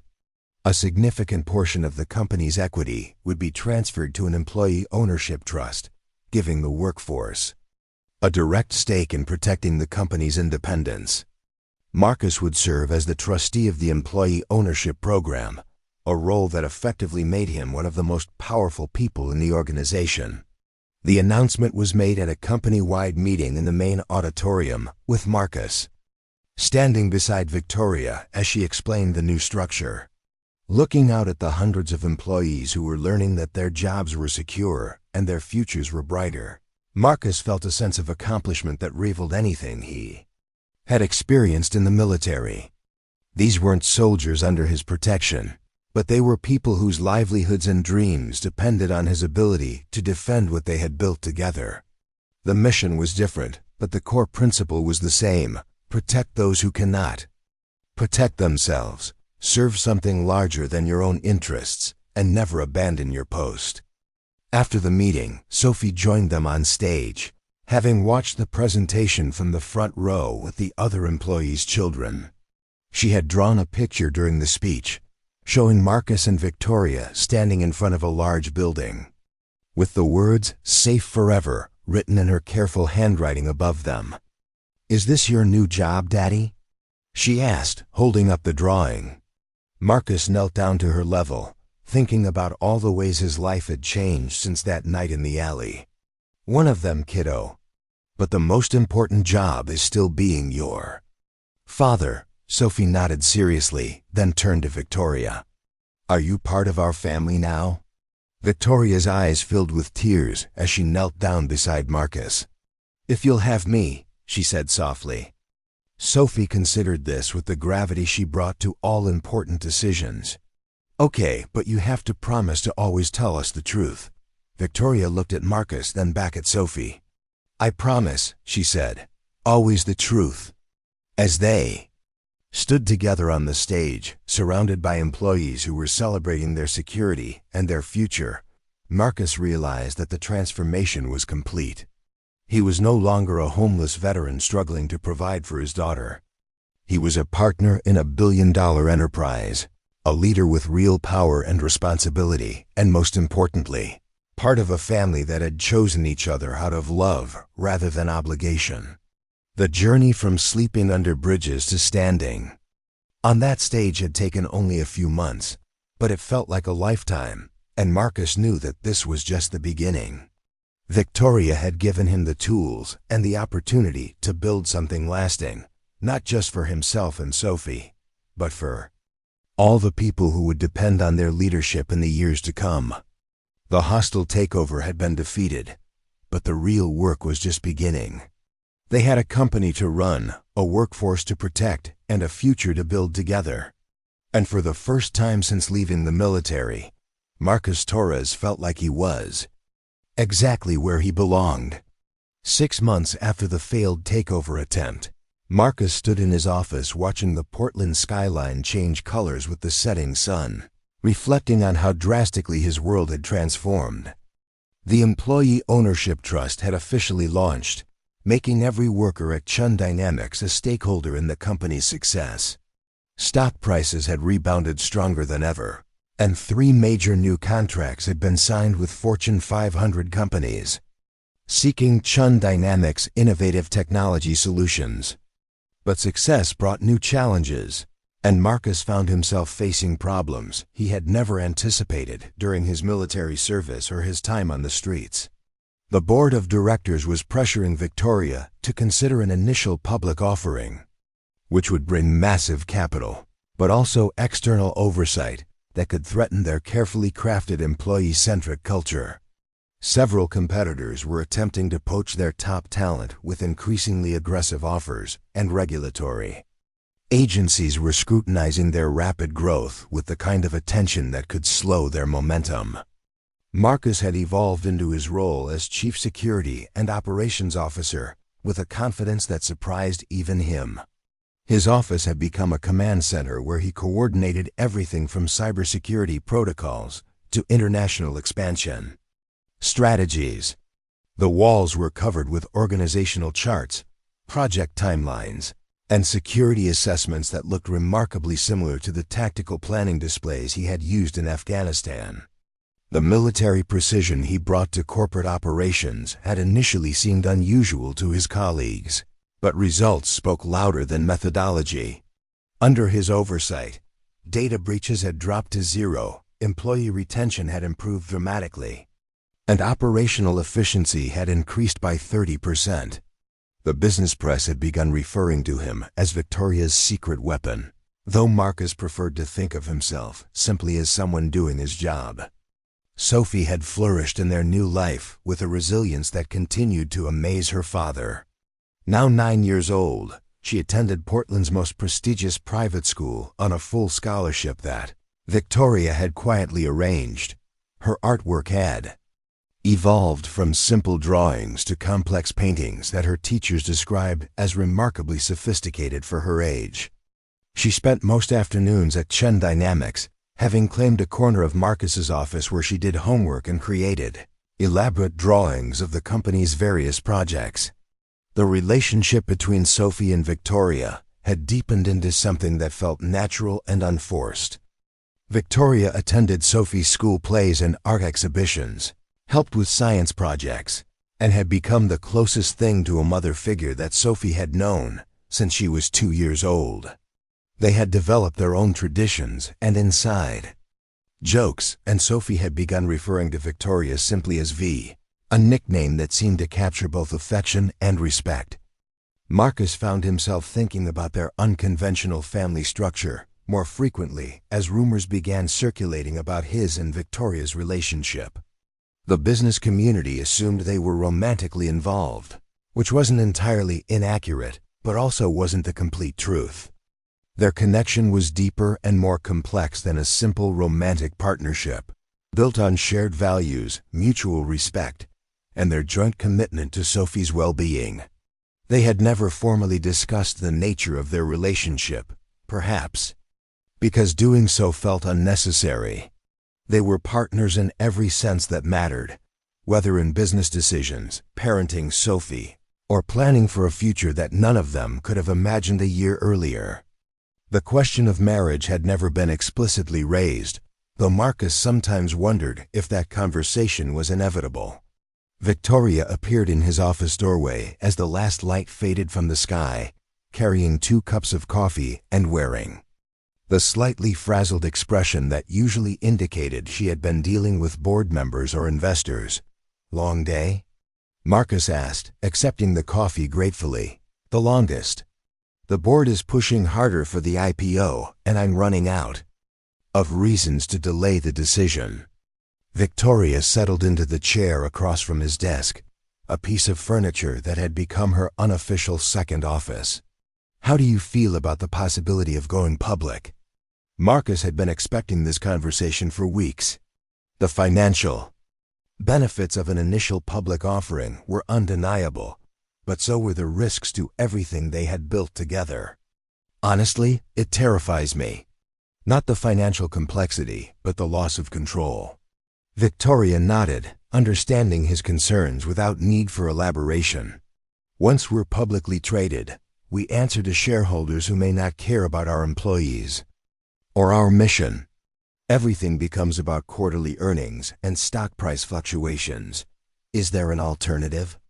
Marcus asked. "Some way to raise capital without sacrificing autonomy." "I've been researching that question for months. There are options, but they're all complicated and most of them involve significant risk." Victoria pulled out her tablet and showed Marcus a presentation she had been developing. Private equity partnerships, strategic alliances, even employee buyout scenarios. Each approach has advantages and disadvantages. Marcus studied the financial projections and strategic analyses that Victoria had compiled, impressed as always by her thorough approach to complex problems. Her business acumen was extraordinary, but what he valued most was her commitment to preserving the company culture they had worked so hard to create. "What does your instinct tell you?" he asked. Victoria was quiet for several minutes, staring out the window at the city lights beginning to twinkle in the darkness. "My instinct tells me that we're at a crossroads. The decisions we make in the next few months will determine whether Chun Dynamics becomes just another corporate success story or something genuinely different." Their conversation was interrupted by Sophie, who bounded into the office with the energy that only children possess after a day of structured learning. She had grass stains on her school uniform and paint under her fingernails, evidence of a day well spent in creative and physical activities. "Daddy, V, guess what happened at school today?" Marcus and Victoria exchanged amused glances at Sophie's enthusiasm. Her arrival always shifted the energy in any room, bringing a lightness that balanced the weight of their business concerns. "Tell us everything," Victoria said, making space for Sophie on her chair. Sophie launched into a detailed account of her day, complete with dramatic gestures and careful attention to every conversation she had experienced. She had won first place in a school-wide art competition, helped a new student find her way around campus, and learned about ocean currents in science class. Her teacher had asked if she might be interested in participating in a regional art program for gifted students, something that would require additional time commitment but offer unprecedented opportunities for artistic development. As Sophie talked, Marcus found himself marveling at how normal this felt, how naturally they had evolved into a family unit despite the unusual circumstances that had brought them together. This was what happiness looked like, he realized. Not the dramatic joy of achieving major goals, but the quiet contentment of daily life shared with people who mattered. "The art program sounds wonderful," Victoria said when Sophie finished her explanation. "What do you think about spending extra time on your drawings and paintings?" Sophie's face lit up with excitement. "I would love that. But would it be okay with you and Daddy? Would I still be able to come to the office after school?" Marcus felt a familiar tug of concern about Sophie's schedule and well-being. "Let's learn more about the program before we decide. We want to make sure it's the right fit for you." Sophie nodded seriously, understanding that major decisions required careful consideration. "Can we visit the art program together, all three of us?" "Absolutely," Victoria replied without hesitation. "We're a team, and teams make important decisions together." After Sophie settled into her homework corner with her textbooks and art supplies, Marcus and Victoria returned to their discussion about the company's future. But the conversation felt different now, informed by the reminder that their decisions affected more than just business outcomes. They were building something that needed to last, something that would provide security and opportunity for Sophie and hundreds of other families. "I think I know what we should do," Victoria said, her voice carrying the certainty that Marcus had learned to trust. "Instead of going public or taking on private equity partners, we should expand the employee ownership model." Marcus leaned forward with interest. "Meaning what exactly?" "Meaning we offer ownership stakes to key employees. We create profit-sharing programs that give everyone a direct financial incentive to succeed. And we establish governance structures that protect our culture while allowing for growth." Victoria's eyes were bright with the excitement that always accompanied her best ideas. "We become employee-owned in the truest sense, not just in name." The concept was ambitious and unprecedented at their scale, but Marcus could see the elegance of the approach. Employee ownership would provide capital for expansion, while maintaining the values and culture that made Chen Dynamics special. It would also create a model that other companies could follow, potentially transforming how American businesses approach the relationship between ownership and labor. "The board will resist," Marcus pointed out. "Some of them are counting on the windfall from an IPO. Then we'll need to convince them that long-term stability is more valuable than short-term profits," Victoria replied. "And if we can't convince them, we'll need to replace them with people who share our vision." Marcus appreciated Victoria's directness, but he also understood the political complexity of what she was proposing. Corporate boards were not military units where decisions could be implemented through command authority. They were collections of powerful individuals with their own interests and agendas, people who required persuasion rather than orders. "How do we build support for this approach?" he asked. "We start with our employees. If we can demonstrate that expanded ownership actually improves performance and profitability, the board will have to take notice. Victoria pulled up another presentation on her tablet. I've been running financial models based on similar programs at smaller companies. The results are compelling. They spent the next hour reviewing data and developing arguments for employee ownership expansion. The financial projections were indeed impressive, showing improved productivity, reduced turnover, and higher profitability at companies that had implemented comprehensive worker ownership programs. More importantly, employee satisfaction surveys from these companies showed dramatically higher levels of engagement and loyalty. Marcus found himself thinking about his fellow veterans, many of whom were struggling with the transition to civilian employment. An expanded employee ownership program at Chen Dynamics could become a model for other companies, potentially creating opportunities for thousands of people who had served their country and deserved better than the economic uncertainty that too many of them faced.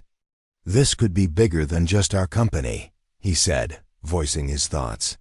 Victoria nodded enthusiastically. Exactly. We could prove that employee ownership isn't just morally right, it's also economically superior. We could change how American business thinks about the relationship between capital and labor. The vision was compelling, but Marcus also understood the risks involved. They would be challenging fundamental assumptions about corporate structure and ownership, taking on entrenched interests that had billions of dollars at stake. The pushback would be intense and well-funded. Are you prepared for the fight this is going to create? He asked. Victoria's expression grew serious, but her voice remained steady. Marcus, 6 months ago someone tried to destroy everything we've built here. We fought them off, but there will be others. There will always be people who see what we've created and want to take it for themselves. She stood and walked to the window, looking out at the city where thousands of families were settling in for the evening, many of them struggling with economic pressures that seemed to grow worse each year. We can keep fighting off individual threats, or we can build something so strong and so different that it becomes a model for others to follow. We can show that there's another way to do business, one that creates prosperity for everyone rather than just the people who start with capital. Marcus joined her at the window, thinking about the soldiers he had served with, the families he had met during their months of homelessness, the employees at Chen Dynamics who had become more than colleagues. All of them deserved better than an economic system that treated them as expendable resources rather than valuable contributors. Sophie's going to inherit whatever world we create, he said quietly. I want it to be better than the one we grew up in. Victoria reached for his hand, a gesture that had become natural between them. Then we're in agreement. We fight for something better. Their moment of reflection was interrupted by Sophie, who had finished her homework and was now working on a new drawing at her designated workspace. She looked up at them with the innocent curiosity that children bring to adult conversations. Are you talking about important work stuff? She asked. Very important, Marcus replied. We're talking about how to make sure that everyone who works here gets to share in our success. Sophie considered this with the seriousness she brought to all discussions about fairness and justice. That's good. Sharing is important, and everyone should get to be part of good things. Victoria smiled at the simple wisdom of Sophie's response. Out of the mouths of babes, she murmured. The next morning brought the first test of their expanded employee ownership proposal. Victoria had called a meeting of the senior leadership team to present the concept and gauge initial reactions. Marcus arrived early to help set up the presentation materials, knowing that the response from this group would determine whether the idea had any chance of broader acceptance. The conference room filled with department heads, senior managers, and key technical staff, people who had been with the company through its growth, and who understood both its potential and its challenges. These were also the people who would be most directly affected by an expanded ownership program, which meant their support would be crucial for implementation. Victoria began with a comprehensive review of the company's current financial position and growth projections, establishing the context for why they needed to consider alternative approaches to traditional corporate financing. The numbers were impressive, showing consistent profitability, strong market position, and significant opportunities for expansion. The question we face, Victoria continued, is how to fund our growth while preserving the culture and values that have made us successful. Traditional options like going public or accepting private equity investment would provide capital, but they would also fundamentally change who we are. Marcus watched the faces around the table as Victoria outlined the employee ownership proposal, noting the mix of interest, skepticism, and curiosity that her words generated. Dr. Wright looked intrigued by the innovative aspects of the program. Linda Carlson was clearly running financial calculations in her head. Several department heads seemed cautiously optimistic, while others appeared concerned about the complexity and potential risks. The core principle, Victoria explained, is that the people who create value should share in the benefits of that value. Every employee would have the opportunity to earn ownership stakes based on their contributions, their tenure, and their commitment to our collective success. Linda Carlson raised her hand first. The financial modeling looks sound, but what about governance? How do we make decisions when hundreds of people have ownership stakes? Victoria had anticipated this question and had spent considerable time developing an answer. We create representative governance structures, similar to democratic institutions. Employee owners elect representatives to serve on expanded advisory councils, which work with the board of directors to set policy and direction. The discussion that followed was detailed and sometimes heated, but it was also productive. The group identified potential challenges and proposed solutions, explored different implementation scenarios, and gradually developed a shared understanding of how expanded employee ownership might work in practice. Marcus contributed primarily by addressing security and operational concerns, drawing on his military experience to explain how distributed authority could actually strengthen an organization rather than weakening it. In the military, we learned that the most effective units were those where every soldier understood the mission and felt personal responsibility for its success. The same principle applies here. Dr. Wright expressed enthusiasm for the program's potential to attract and retain top talent. Our biggest competitive advantage is our people. If we can offer not just good salaries, but actual ownership stakes, we'll be able to recruit the best engineers and researchers in the industry. By the end of the meeting, the group had reached consensus on moving forward with a pilot program that would test expanded employee ownership with a subset of the workforce. The pilot would run for 6 months, with careful monitoring of productivity, satisfaction, and financial performance. If successful, the program would be expanded company-wide. Marcus felt a familiar sense of accomplishment as the meeting concluded. The same feeling he had experienced after successful military operations. They had identified a challenging objective, developed a strategy to achieve it, and built the team alignment necessary for implementation. Victoria lingered after the others had left, reviewing her notes and considering the next steps in their implementation timeline. "That went better than I expected," she said. "They're good people who want the company to succeed," Marcus replied. Once they understood that this approach could actually strengthen our position, the support was inevitable. Victoria looked at Marcus with an expression he had learned to recognize as admiration mixed with something deeper. "You know, a year ago I would have tried to push this through by executive authority. But watching you work, seeing how you build consensus and trust, has taught me that the best decisions are ones that everyone can support."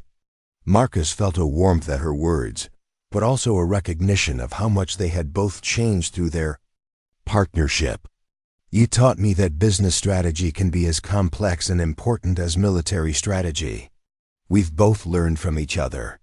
Their conversation was interrupted by Marcus's phone, which displayed an incoming call from Sophie's school. His heart rate immediately accelerated, as any parents would when receiving an unexpected call from their child's educational institution. "Mr. Torres? This is Mrs. Henderson, the principal at Sophie's school. Sophie is fine, but we'd like you to come in for a conversation about an incident that occurred this morning." Marcus felt his protective instincts activate immediately. "What kind of incident? Is Sophie hurt?" "She's not hurt, but she was involved in an altercation with another student. We'd prefer to discuss the details in person, if possible." Marcus looked at Victoria, who had clearly overheard enough of the conversation to understand the situation. She nodded immediately, indicating that she would accompany him to the school. "We'll be there in 20 minutes, Marcus told the principal. The drive to Sophie's school was tense, with both Marcus and Victoria trying not to imagine worst-case scenarios while preparing for whatever they might find.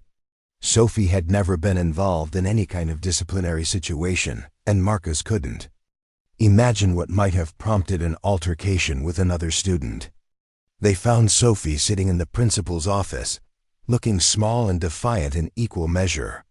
Her school uniform was slightly disheveled, and there were tears in her eyes, but she appeared to be physically unharmed.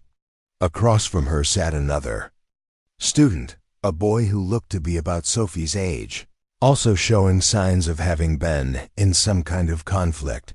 Mrs. Henderson, a kind but stern woman in her 50s, gestured for Marcus and Victoria to take seats while she explained the situation.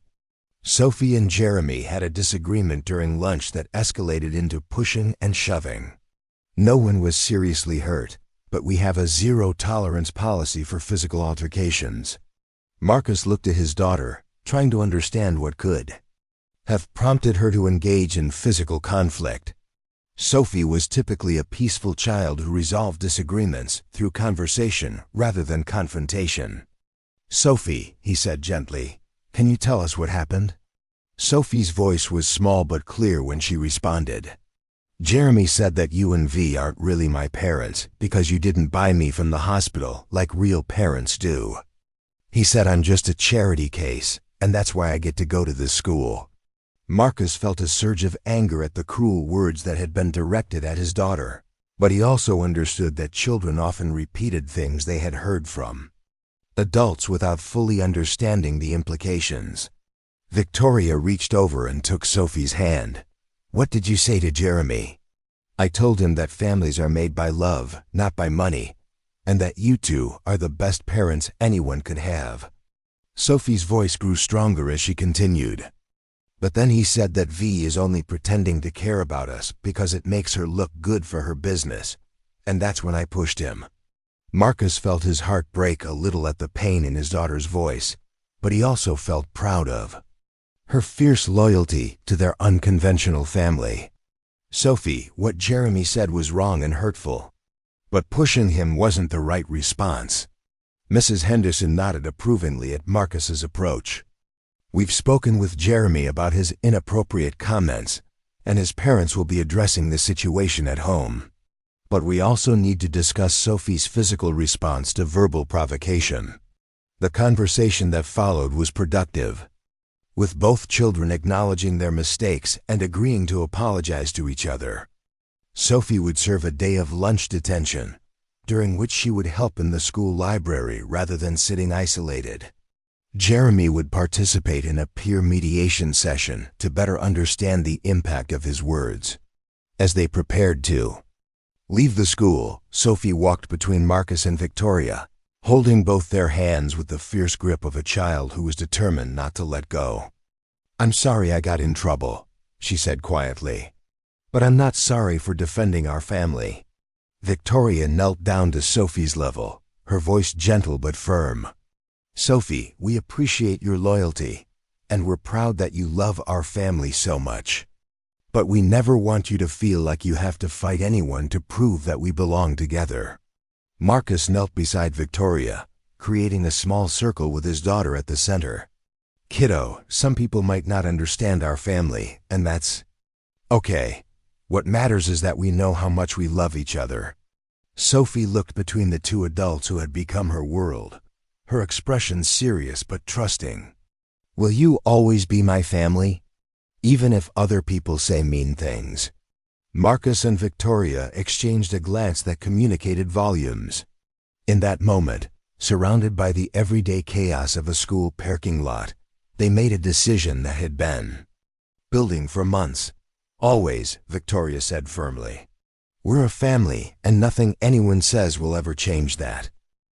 Sophie smiled for the first time since they had arrived at the school, and Marcus felt something settle into place in his chest, a certainty that had been growing but had never been explicitly acknowledged.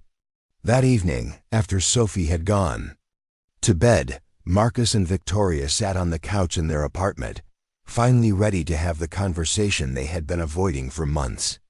"We should make it official," Victoria said quietly. "Not just for Sophie's sake, but for our own." Marcus nodded, understanding that she wasn't just talking about marriage, but about the complete commitment to building a life together. "I've been thinking the same thing. We're already a family in every way that matters." Victoria reached for his hand, their fingers intertwining with the familiarity of people who had become essential to each other's daily existence. "I love you, Marcus Torres. I love your integrity, your strength, your devotion to Sophie. I love the way you see the world and the way you make everything feel possible." Marcus felt his heart expand with a happiness he had thought was lost forever when Sarah died. "I love you too, Victoria Chen. I love your brilliance, your compassion, your absolute refusal to settle for anything less than extraordinary. I love the way you've made Sophie feel like she's the center of the universe." They sat in comfortable silence for several minutes, holding hands and watching the city lights twinkle beyond their window. Tomorrow would bring new challenges, more decisions about the company's future, and the ongoing work of building something unprecedented in the business world. But tonight, they were simply a family that had chosen each other, planning a future that none of them could have imagined just a year earlier. And for the first time since that night in the alley when Marcus had stopped to help a bleeding stranger, all three of them felt completely secure in where they belonged. The wedding took place in the company courtyard on a crisp autumn morning, with Sophie as the maid of honor and every Chun Dynamics employee in attendance. Victoria wore a simple ivory dress, Marcus his military dress uniform, and Sophie a purple dress she had helped design herself. The ceremony was officiated by Judge Martinez, who had presided over hundreds of corporate cases, but said this was the most meaningful event of her career. "Today we witness not just the union of two remarkable people," Judge Martinez announced to the gathered crowd, "but the formalization of a family that has already proven love transcends circumstances." As Marcus and Victoria exchanged vows they had written together, employees wiped away tears and applauded with genuine joy. These weren't just their bosses getting married. These were people who had transformed their workplace into something resembling a community where every person mattered and every contribution was valued. Sophie stepped forward during the ring exchange, presenting bands that she had personally selected because they were strong like Daddy and sparkly like V. Her beaming smile as she watched her parents commit to forever was captured by photographers and would later become the centerpiece of Chen Dynamics' annual report, symbolizing the company's commitment to family values. The reception featured speeches from employees who shared stories of how the expanded ownership program had changed their lives. Maria Santos, a software engineer, talked about finally being able to afford her son's college tuition thanks to her profit-sharing distributions. James Park, a maintenance supervisor, described how his equity stake had allowed him to buy his first home after 20 years of renting. Marcus stood to address the crowd, looking out at faces that had become as familiar as family. "A year ago, I was sleeping under bridges with my daughter, wondering if I was failing her as a father. Today, I'm surrounded by the most extraordinary people I've ever known, working for a company that proves business can be a force for good." Victoria's speech was equally emotional. When I started Chun Dynamics, I thought success meant profit, margins and market share. But this community has taught me that true success means creating opportunities for others to thrive. Every person here is both an employee and an owner, a contributor and a beneficiary of what we're building together. The employee ownership program had exceeded all projections. Productivity had increased 40%, turnover had dropped to virtually zero, and the company's reputation as an employer had attracted top talent from across the industry. More importantly, the financial success was being shared broadly, with even entry-level employees earning meaningful ownership stakes that grew with their contributions. 3 months after the wedding, Victoria announced her pregnancy to the company at the quarterly all-hands meeting.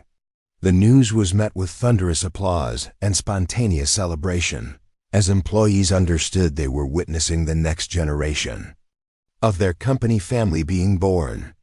Sophie was thrilled beyond measure at the prospect of becoming a big sister. She immediately began planning nursery decorations and drawing pictures of the baby that she taped to every available surface in their home. Her artistic talents had continued to develop, and she had been accepted into a prestigious summer arts program that would prepare her for advanced study. Marcus found himself experiencing a contentment he had never imagined possible. The military had given him purpose and structure. Homelessness had taught him resilience and gratitude. But this new life had given him something he hadn't dared hope for: the ability to build something lasting that would benefit not just his own family, but thousands of others. The ripple effects of Chun Dynamics' employee ownership model had spread far beyond Portland. Business schools were writing case studies about their approach. Labor organizations were pointing to them as proof that alternative ownership structures could work at scale, and competitors were struggling to match their employee retention and satisfaction rates. Marcus had been invited to speak at conferences across the country, sharing his story and advocating for policies that would make employee ownership more accessible to other companies.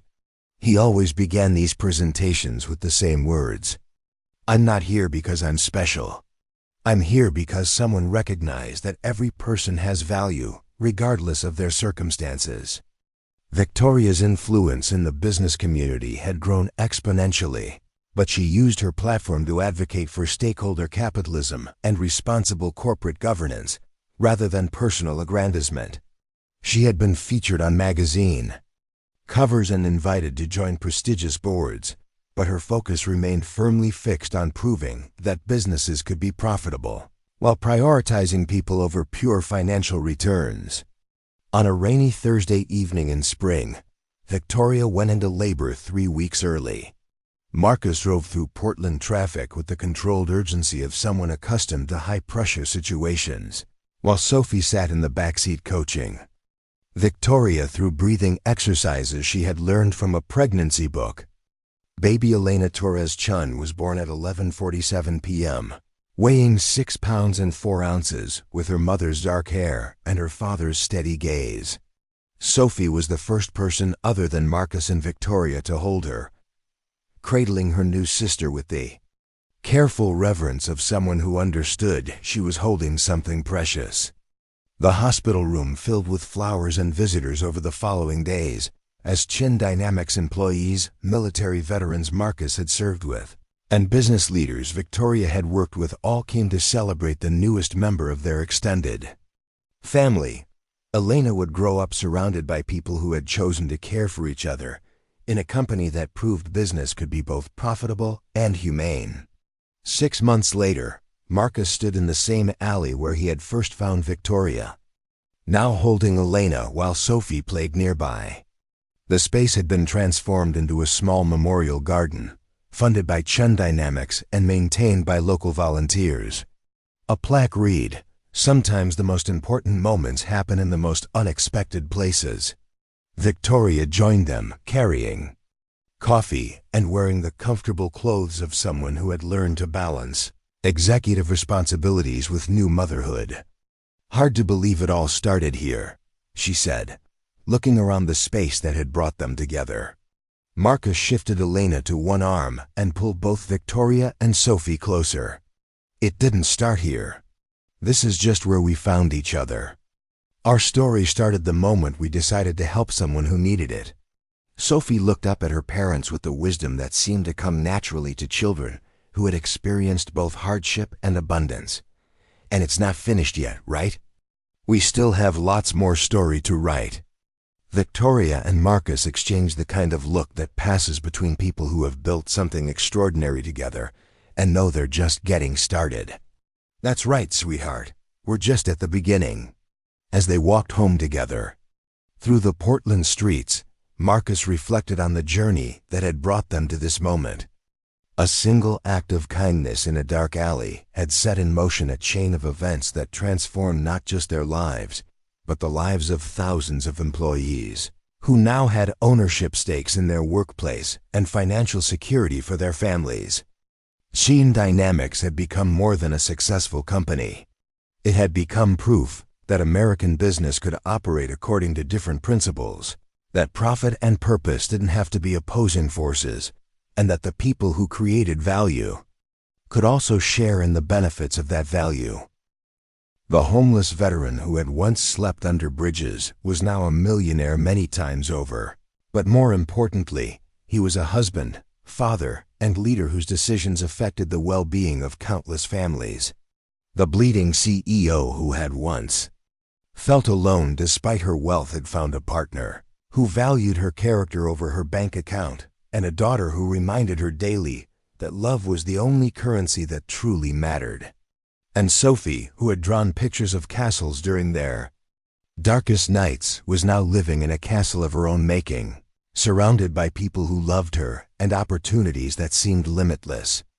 Their story had become legend within the business community, but for Marcus, Victoria, and their daughters, it was simply life, messy, complicated, beautiful, and built on the revolutionary idea that taking care of each other was not just morally right, but strategically brilliant. The employee ownership model they had pioneered was being replicated by companies across the country, creating wealth and opportunity for working families who had previously been excluded from the benefits of business success. Marcus and Victoria had proven that it was possible to build an empire while lifting others up, to accumulate wealth while distributing prosperity, and to achieve extraordinary success while never forgetting the people who made it possible. As Elena grew older, she would learn that her family's story began with her father's simple decision to help a stranger in need. She would understand that her comfortable life and bright future were built on the principle that everyone deserves dignity, opportunity, and the chance to build something better for their children. And someday, when Elena faced her own moment of choice between self-interest and service to others, she would remember the story of how a homeless veteran and a bleeding CEO proved that the greatest transformations begin with the smallest acts of courage and compassion. The rain continued to fall on Portland as the Torres-Chun family walked home together, but none of them minded getting wet. They had learned that some storms bring destruction, but others bring the water necessary for new growth. And they were still growing, still building, still proving every day that love and business success were not contradictory forces but complementary ones. Up next, you've got two more standout stories right on your screen. If this one hit the mark, you won't want to pass these up. Just click and check them out.